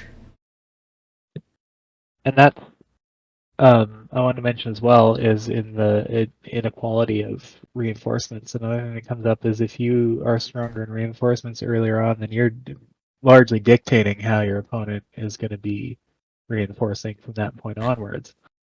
Yeah, like I talking to Carl and Brian, they brought up a point like what Ben kind of talked to him about a while back, maybe like a year ago, about like the attacker and the defender idea, where like if you have the initiative, and it's not like the initiative of winning the supremacy die roll or the initiative of the ability, it's like you are the one who's dictating the pace of the game. you have the initiative, and having a strong reinforcement curve to get all your things on nicely helps you maintain the initiative because you can waste more activations bringing things on and giving yourself a better position. Yeah. While putting your things that are already on the table lower in your stack so that if your opponent ever decides to get aggressive early, you can nicely counter them on your own terms, but you're also not just like giving up free board space by activating your stuff already on the table early and taking up board space that is now losing you that denial. Like, unless that thing's activated, it's still counting as board denial. So what's interesting though is like depending on like kind of the phase of the game that you're in though, that starts to change rapidly. Yeah. Because so like kind of how I would almost break it down, or like how I've patterns that I've started to notice are like in the early game, it's just your deployment. You're thinking about, okay, who am I going to put where, and how do I literally physically get my units onto the table? Like, where are they going to go, and where do I want them to end up? And then once you kind of like start getting enough on the table, so combined with deployment is positioning, where you're building up and force concentrating so that you can like start to launch your attack.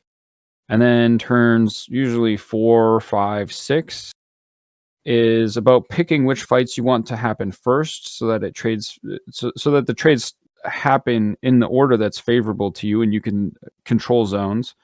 And then basically from that point onwards, it kind of flips into like just damage maxing mode, right?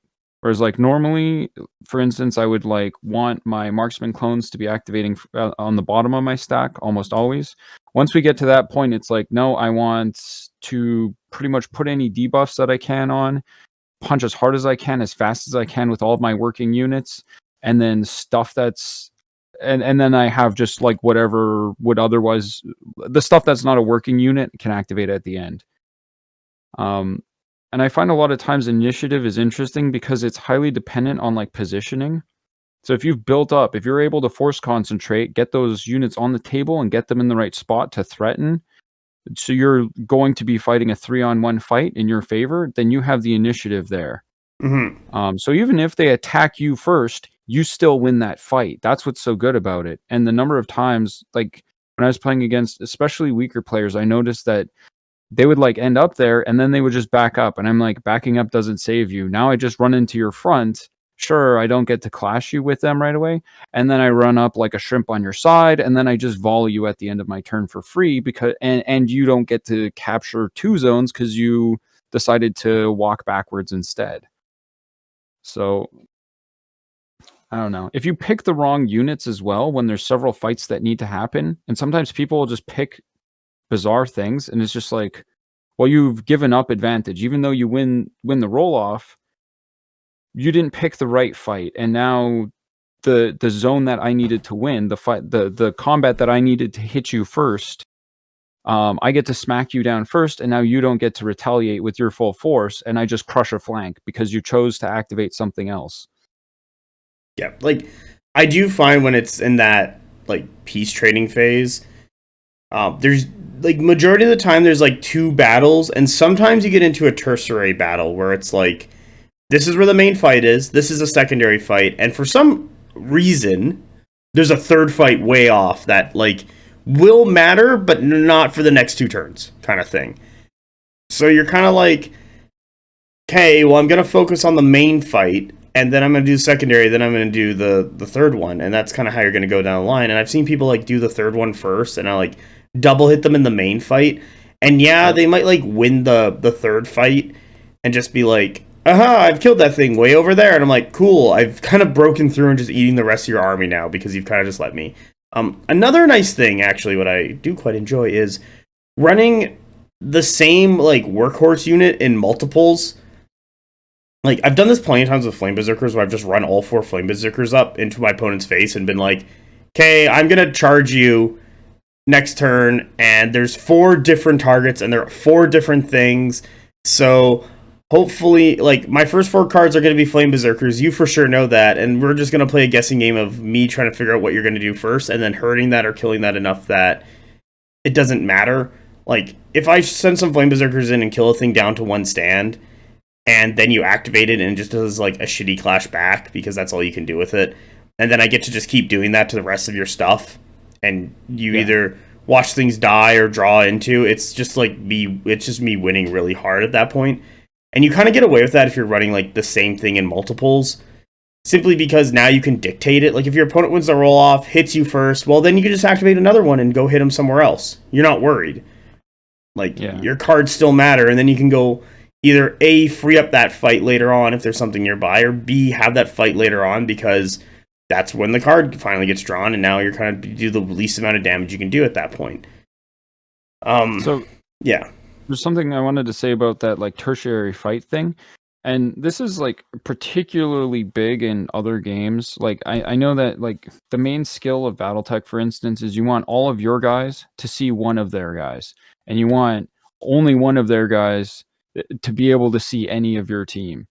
Right? So being able to limit the number of fights that are happening at any given point, such as through, being able to attack through range, through being able to do, like, multiple movements, like fire in advance, like fluid formation, etc., is really powerful because you get to dictate how many fights happen at any given point. And that means you're getting to, that's another aspect of that initiative. And if you're able to dictate, oh, we're going to fight here, but not here, then not only do you get the advantage of, oh, if you go first or if you get, like, whatever, then you get to initiate, but also you can just deny them the fight that they thought was going to happen. Like, that's incredibly powerful. Yeah. But so it's just, yeah. You want to talk about scenario?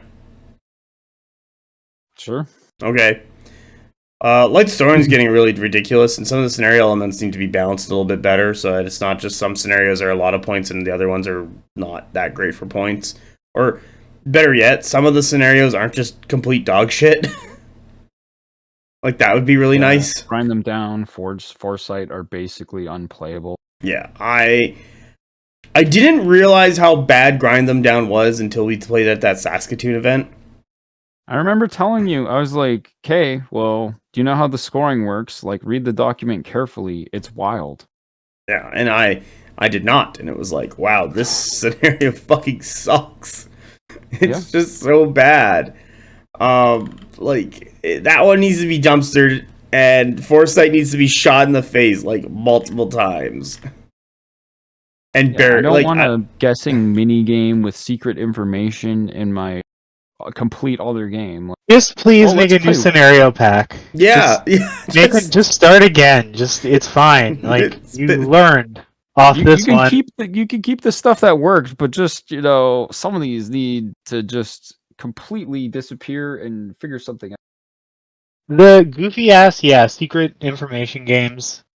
Strike it. Let's play Werewolf in the middle of our game of Conquest. How about that? I'm gonna say, like, there should be a hard cap at the pack level for scenario scoring, and then the scoring for the scenario should be worked out within that framework.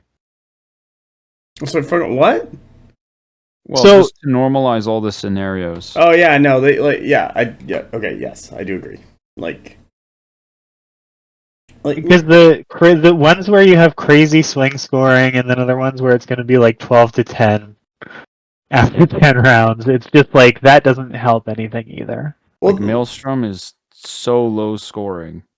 It can get up there, but that's usually when you, like, crush your opponent off of it. That's when it gets up there. Yeah, if you table them turn 4, yeah. Yeah, it's happened. Like, whatever. But yeah, I do agree, because there's times where it's like, especially with the top players, it's like, okay, you and another top player are going to play, it can either be, like, really close, or you might pull the trigger a turn too early, and then you get crushed, and then it's like, okay, whatever. But there's other times where it's like, one of the top players plays, like, a weaker player, and they just crush them and score, like, 30 points, while then next round, let's say it's melee, and another top player crushes a weaker player and they score like 100 points, and it's like, cool. like the Yeah. VP point thing is just like way off between scenarios, and I do 100% agree. It needs to be rebalanced in a way that we're like they're within. I don't know. Like I don't know what would be an appropriate amount. Like if the maximum amount of points on a scenario is let's say like 70 for each of the scenarios or something, or like close to. Like who knows? Fucking pick a number. It doesn't matter. But like just make sure those scenarios actually get to there. Like if for run season, let's say Breakout has 2 zones and Melee has 7, or sorry, not 7. My apologies, has 4. And you got like the 2 small ones are scoring 2, and the 2 big ones are scoring 3. And if you score 2 of the zones, you get another like 3 fucking points, or 2 points or whatever. So you're going up to 7. But then Breakout, it's like I don't know, maybe make each of those zones be like 6 or fucking something insane. Because really, you're gonna kill the objectives, and then you're gonna sit on the zones for the remainder of the game. Like you need to have something to kind of keep you up there on points. Yeah. Because I think the Breakout ones cost you like 2 or 3. I don't know. It's pretty small. Well, it's just so. For instance, in almost every other scenario, it's like zones are 2 points base, right? Yeah. And then it's like, oh, Maelstrom 1 point. But they count as 2, but only on some turns.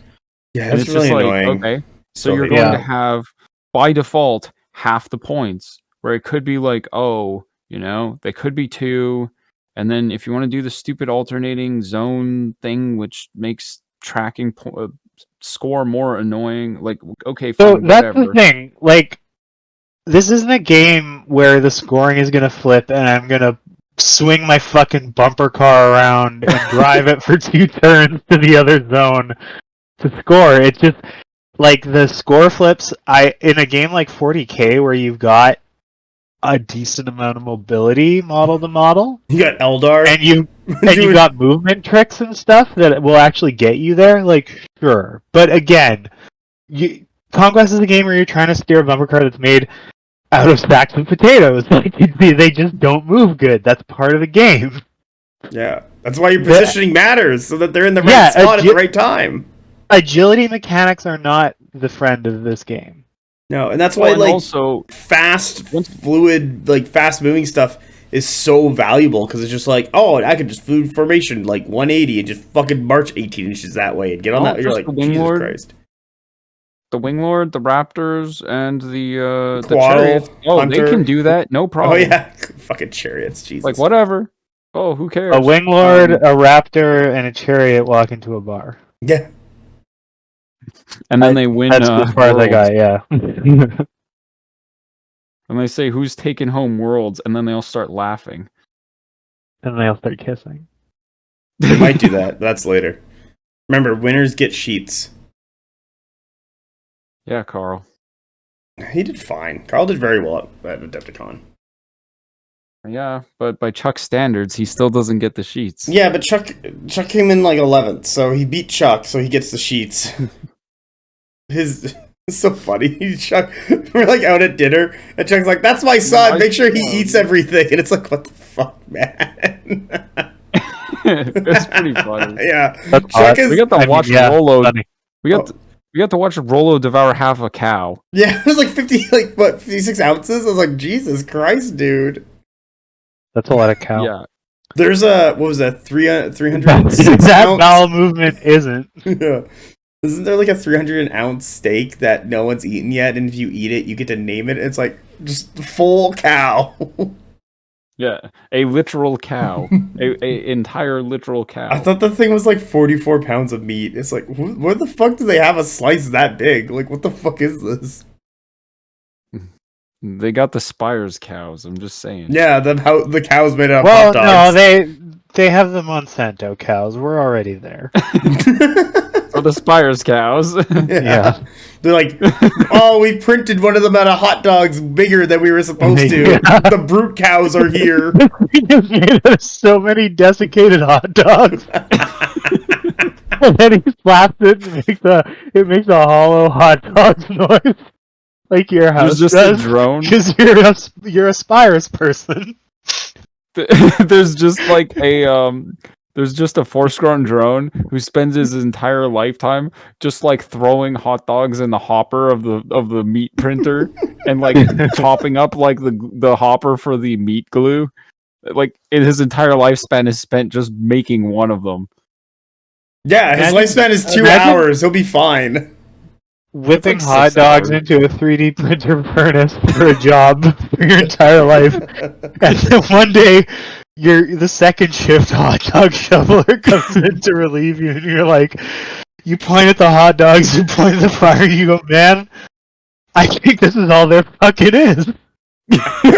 And then he picks you up and throws you in the hopper. And then he replaces you and starts doing your job. Yeah. The Spires don't sound The good. Spires I'm life sure the cycle is Spires complete. are kind of not great, you guys. Are you just realizing this? They just realized, like, most of ES problems are Spires related. I think it was like, hold on, 1, 2, 3, 4. At least 4 factions are Spires problems. I mean, I was talking about this. Oh, with my maybe friend. 5. Yeah, you could throw. No, Dominion every in there. faction is the Spire's problem. They literally came to EA and stepped out of their space tower and said, well, I'm just going to go ahead and ruin everything here. Time to fuck shit up. And they set to it. They Like, hold my beer. I'm about to fuck all this shit up. And then they did. Yeah, they Yeah. ruined everything in a way that made me look like an amateur at ruining everything when I know I'm a talented amateur.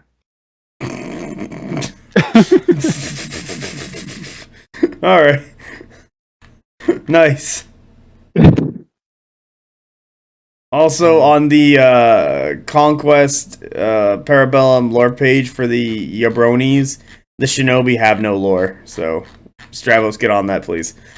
There's there's this that's Vanilla Ice incredible. song called That's Having a redacted. Roni, Oh no. and it's just Vanilla Ice beatboxing, basically. But it is really accurate to the experience of having a Roni, so I'll give them that. But anyway, I just I always think about that song, but with Euroni in the place of a Roni.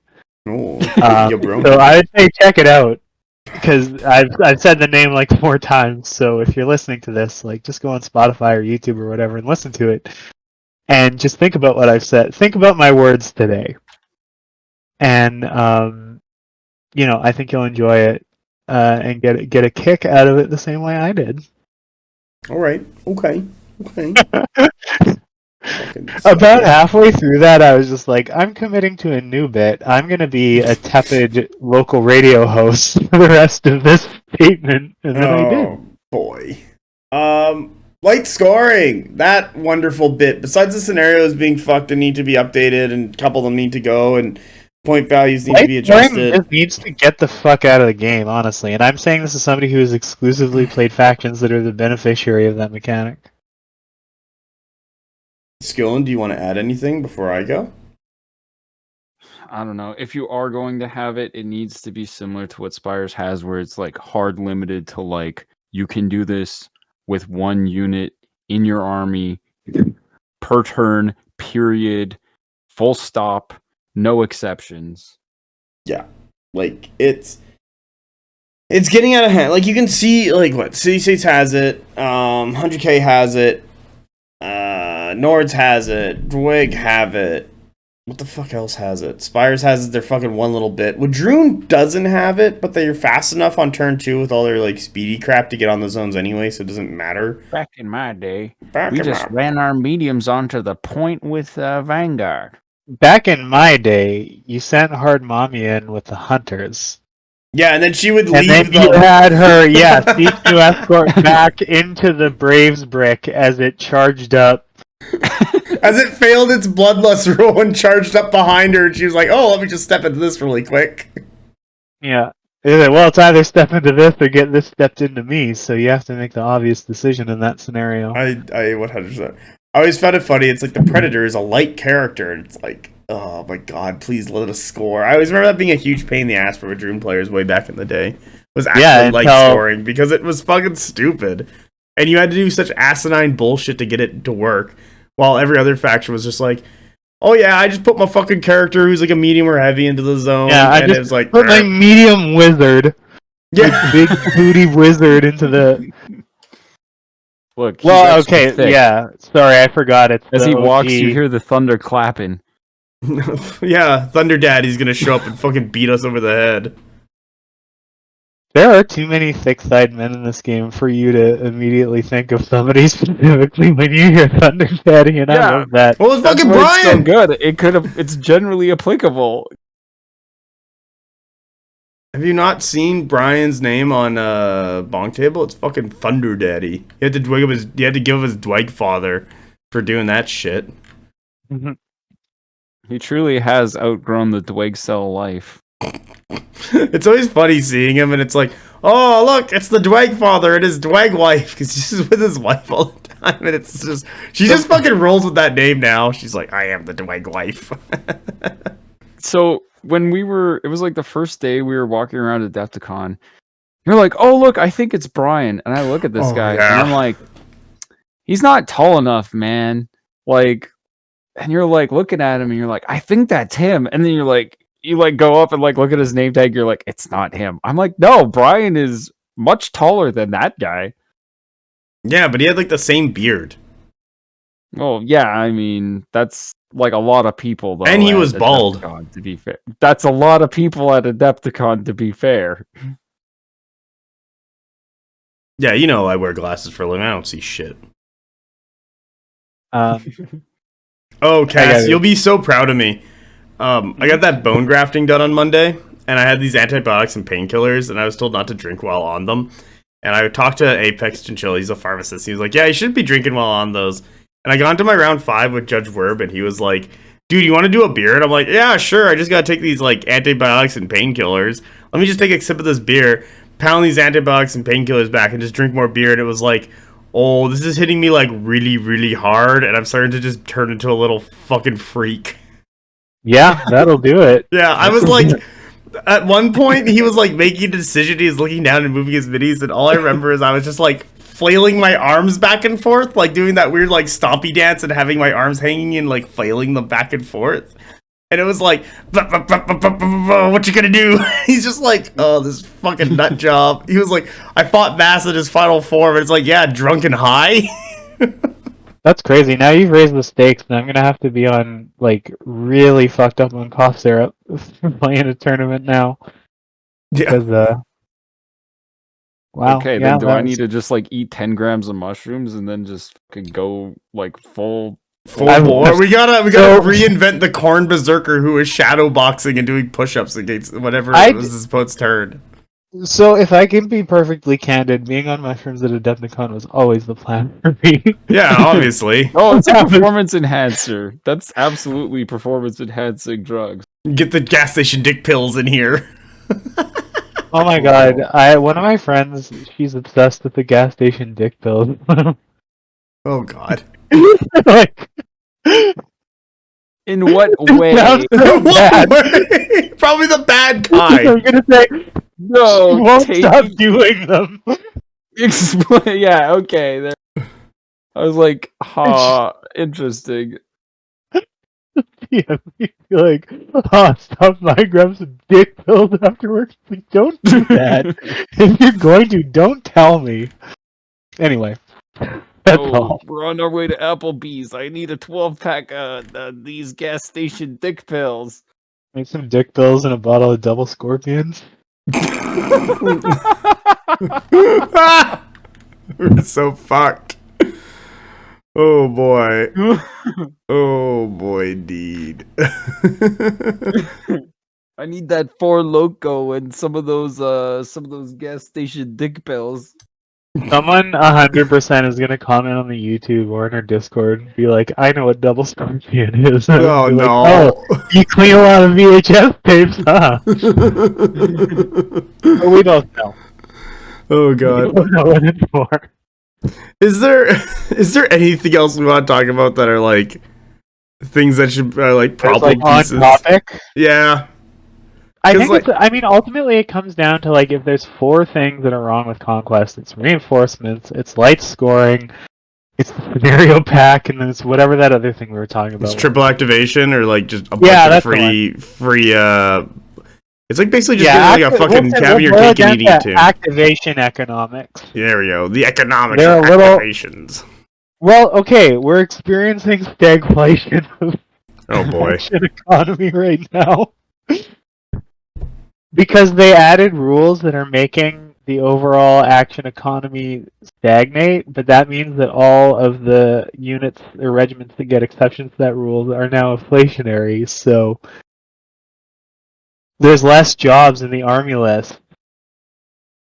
But Yeah. I don't know, the analogy actually has fallen apart like way before this point, so I'd prefer if we just didn't think about it too much and just walked away. If we just moved on. All right.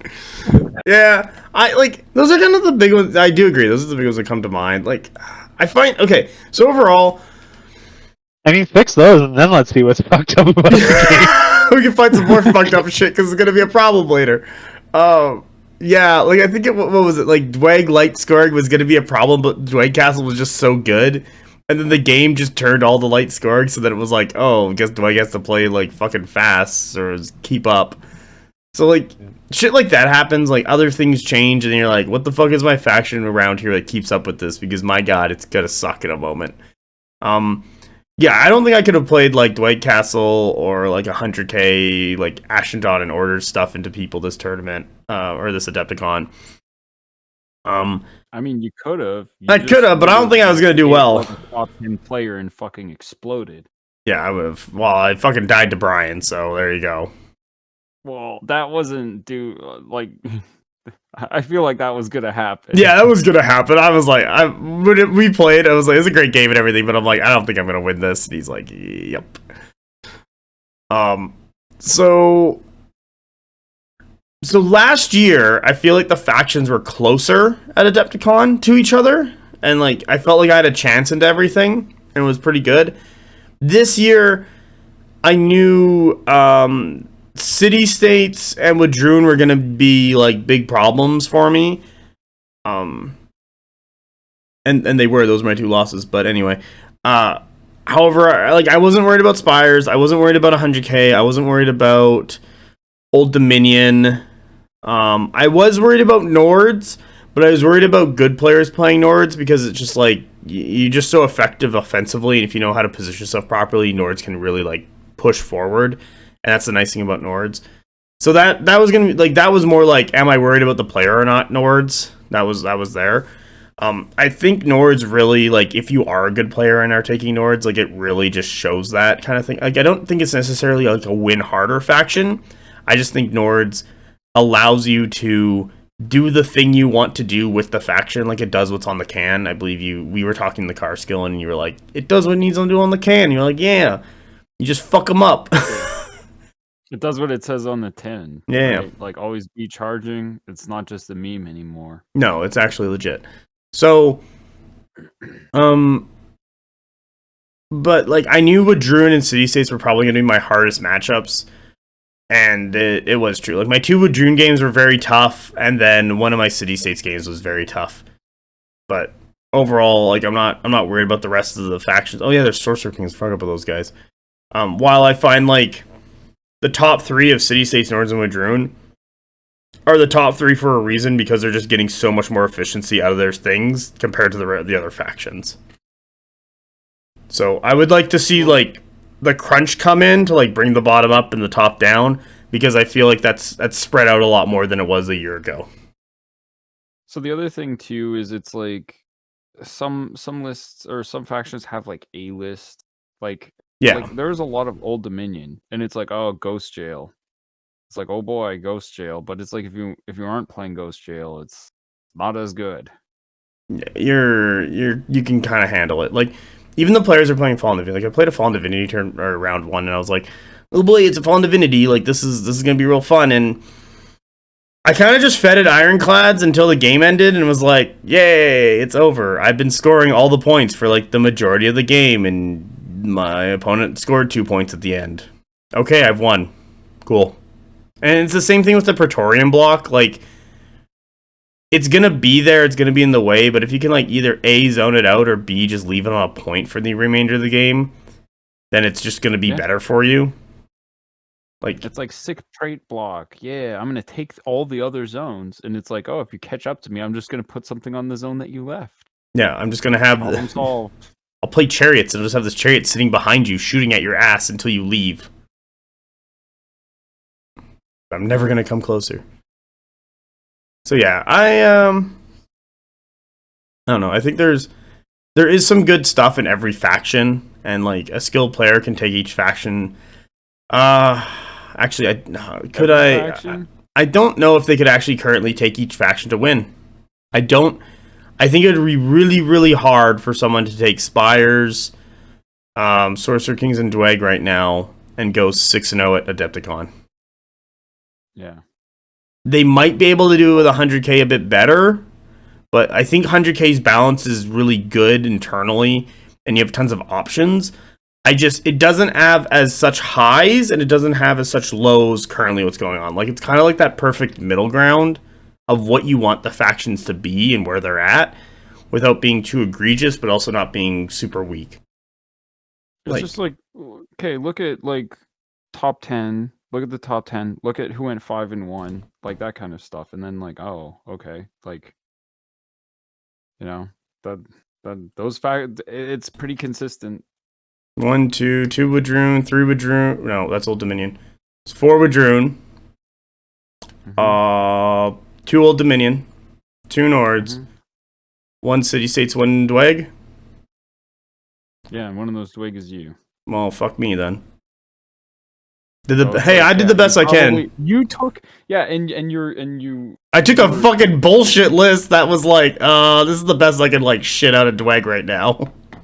Yeah, and you were 10th, so you're at the bottom of like, you broke 10th, but like you're at the bottom of that 10th, which is not a indictment of your skill. If anything, it's just like, yep, that's where they're kind of topping out right now. That's why they need the help. Yeah. Like, to be honest, we played that Goater Beast pack into Dweg matchup, and like, you did very well for playing a list you never understood or had played before. And I looked at it like for 5 minutes the night before and was like, oh, okay, I better build this in my phone, and then like showed up and played it, and we went kind of not completely even, but give me, I don't know, 5 games and we'll probably be going even. Yeah, and it's just because the list does so much more for you. Like, it as you said, it does that physical work that you need to do, and then you combine it with your skill, and it's just going to take you even further. It's like, I'm still worse of a player than you too, so it's like, yeah, this list is like pulling me along, you know, and I'm like, I could feel it, and I was like, oh, you know, like if someone, like if a really strong player was playing it too, it's like, oh, okay, I could see how this would, like, it's gonna steamroll basically everybody who isn't like probably top 8. You know what I mean? Yeah, like it's kind of guaranteeing you a spot like in this top 10, and probably putting you like top 8. Yeah, it was just that I was like, oh my god. Anyway, I'm gonna play that tomorrow. Actually, do I have a game? Cool. Oh, it's just Mrs. Jeff replying to me. Where's Jeff? Oh, maybe. Thank you, Jeff. Fucking ram hogs down his throat. This is not Judge Gordon, Jeff. This is Saskatoon, Jeff.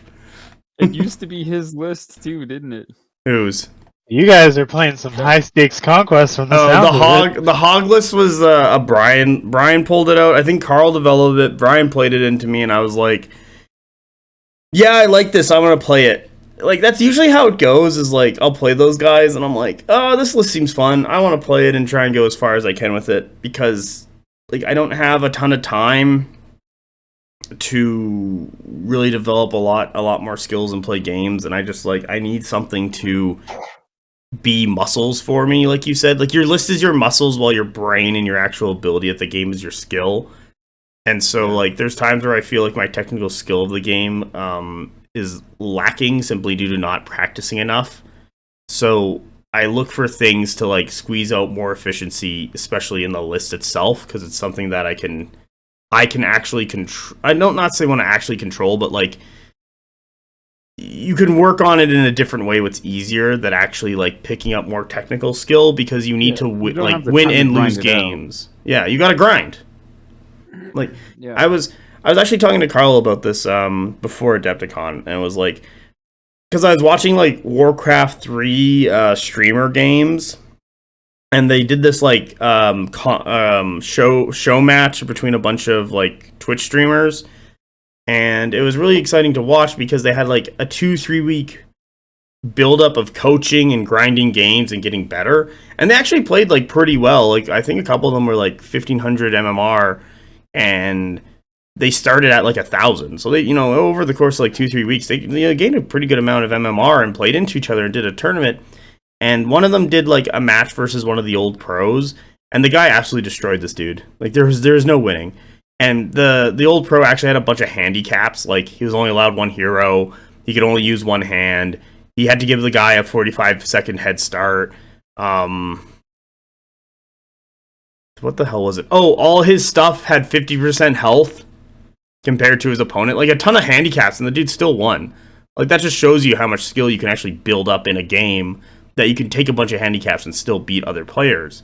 So it's one of my personal things where it's like, okay, I don't have the time to grind out games and build all that technical skill, so I gotta like pick something that actually like fills in those gaps and those weaknesses that I have because I'm not building that skill as much.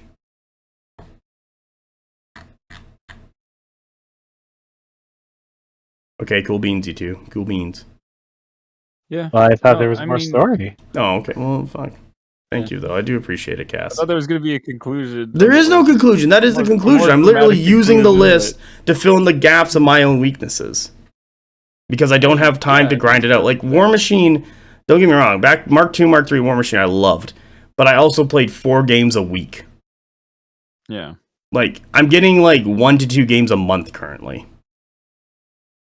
So, there's, like, a similar thing that happens in fighting games, especially. Where, like, what'll happen is there'll be someone who's, like, a top player, right? And they'll, like, win first in a bunch of, like, smaller competitions. And then for, like, the big tournament, like EVO or something, they'll come in, like, second or they'll come in, like, third.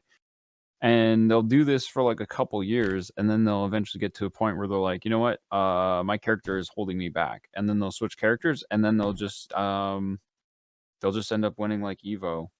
Or they'll do like dramatically better. So it's like, yeah, sometimes, like it is your list or it is your faction or it is your character or whatever. And if you were to grind it out with a better faction, it's just, or, with like a better choice, it's just a better use of your time.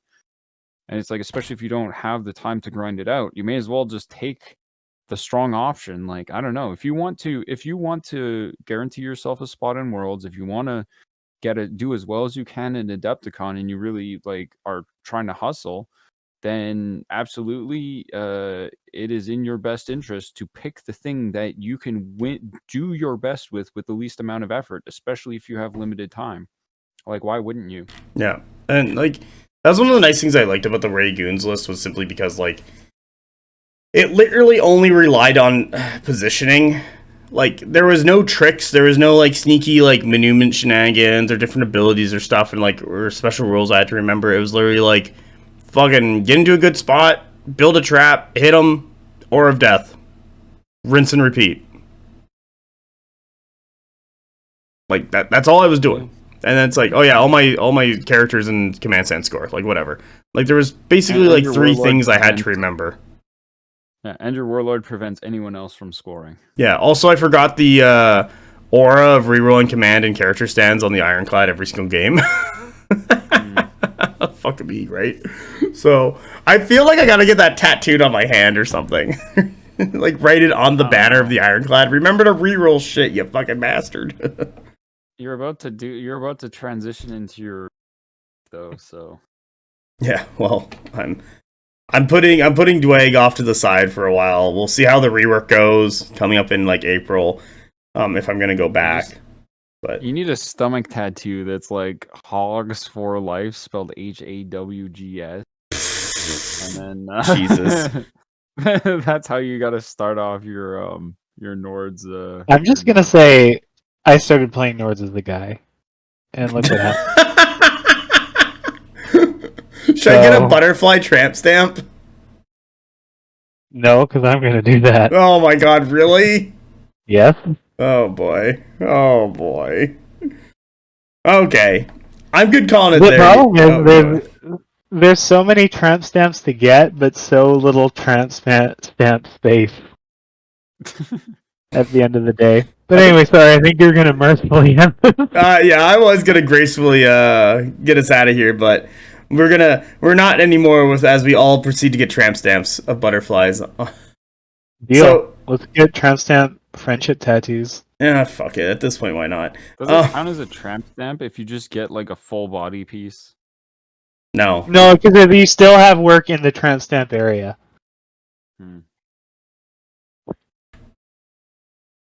All right. So, with that, On that note, yeah, thank you for listening to Tramp Stamp BonkTable. As Probably you know, one of the more unhinged overall episodes. Yeah, also provided a ton of great information. It's not a sex thing, I swear to God. A little bit of sex thing. Oh, that is true. So, if you would like to join us, you can like and subscribe on the YouTube channel. All these podcasts are on like Spotify and stuff. You can also join the BonkTable Discord. The link is in the description below. Cassandra has a Twitter. She also has a secret Twitter that's way worse. Yeah, I need to go in and post in the BonkTable Twitter because I've kind of been ignoring it. But yeah, well, never ignore the other Twitter. Oh my god, she just send me that Twitter and I'll put it in the description and be like, Cassandra's worst Twitter, just have fun with that thing. Oh wow, no, I don't care because I don't, like if I was worried about people seeing something online, I wouldn't post it. So I don't really have a problem with the listeners finding my personal Twitter, but I guarantee they'll have a problem with it. Yeah, well, we already fucking, if they ever, like, when this goes out on Friday and they show up and they go onto the on-topic stuff and, like, scroll up to March 31st and it's just like, what the fuck is happening? You'll be okay. The fucking, like, the lady hugging the zombie person. It's just like, oh my god. And the fucking, like, dick wizard going on over there. The dick snake wizard and the fucking twister titty. Like, I don't even know what the fuck that's. We have circled back to Apocalypse Zero. Yeah, as is tradition. They'll like, you should put that shit on your fucking Twitter and be like, this is what happens in BonkTable. Oh god, what fresh hell have I released to every day? No, I definitely post about how I make it weird for cishet people as a hobby on here, which I do. So yes, I actually have mentioned the pod in my personal life. Thank you. Maybe we got more listeners that way. As a private transsexual. As a super transsexual, transcending sexuality. Okay. No, it's really straightforward. Actually, there's no surprises there. Yeah, I think that's it. Yeah, it must be. Okay, bye everybody. Bye everyone. Bye.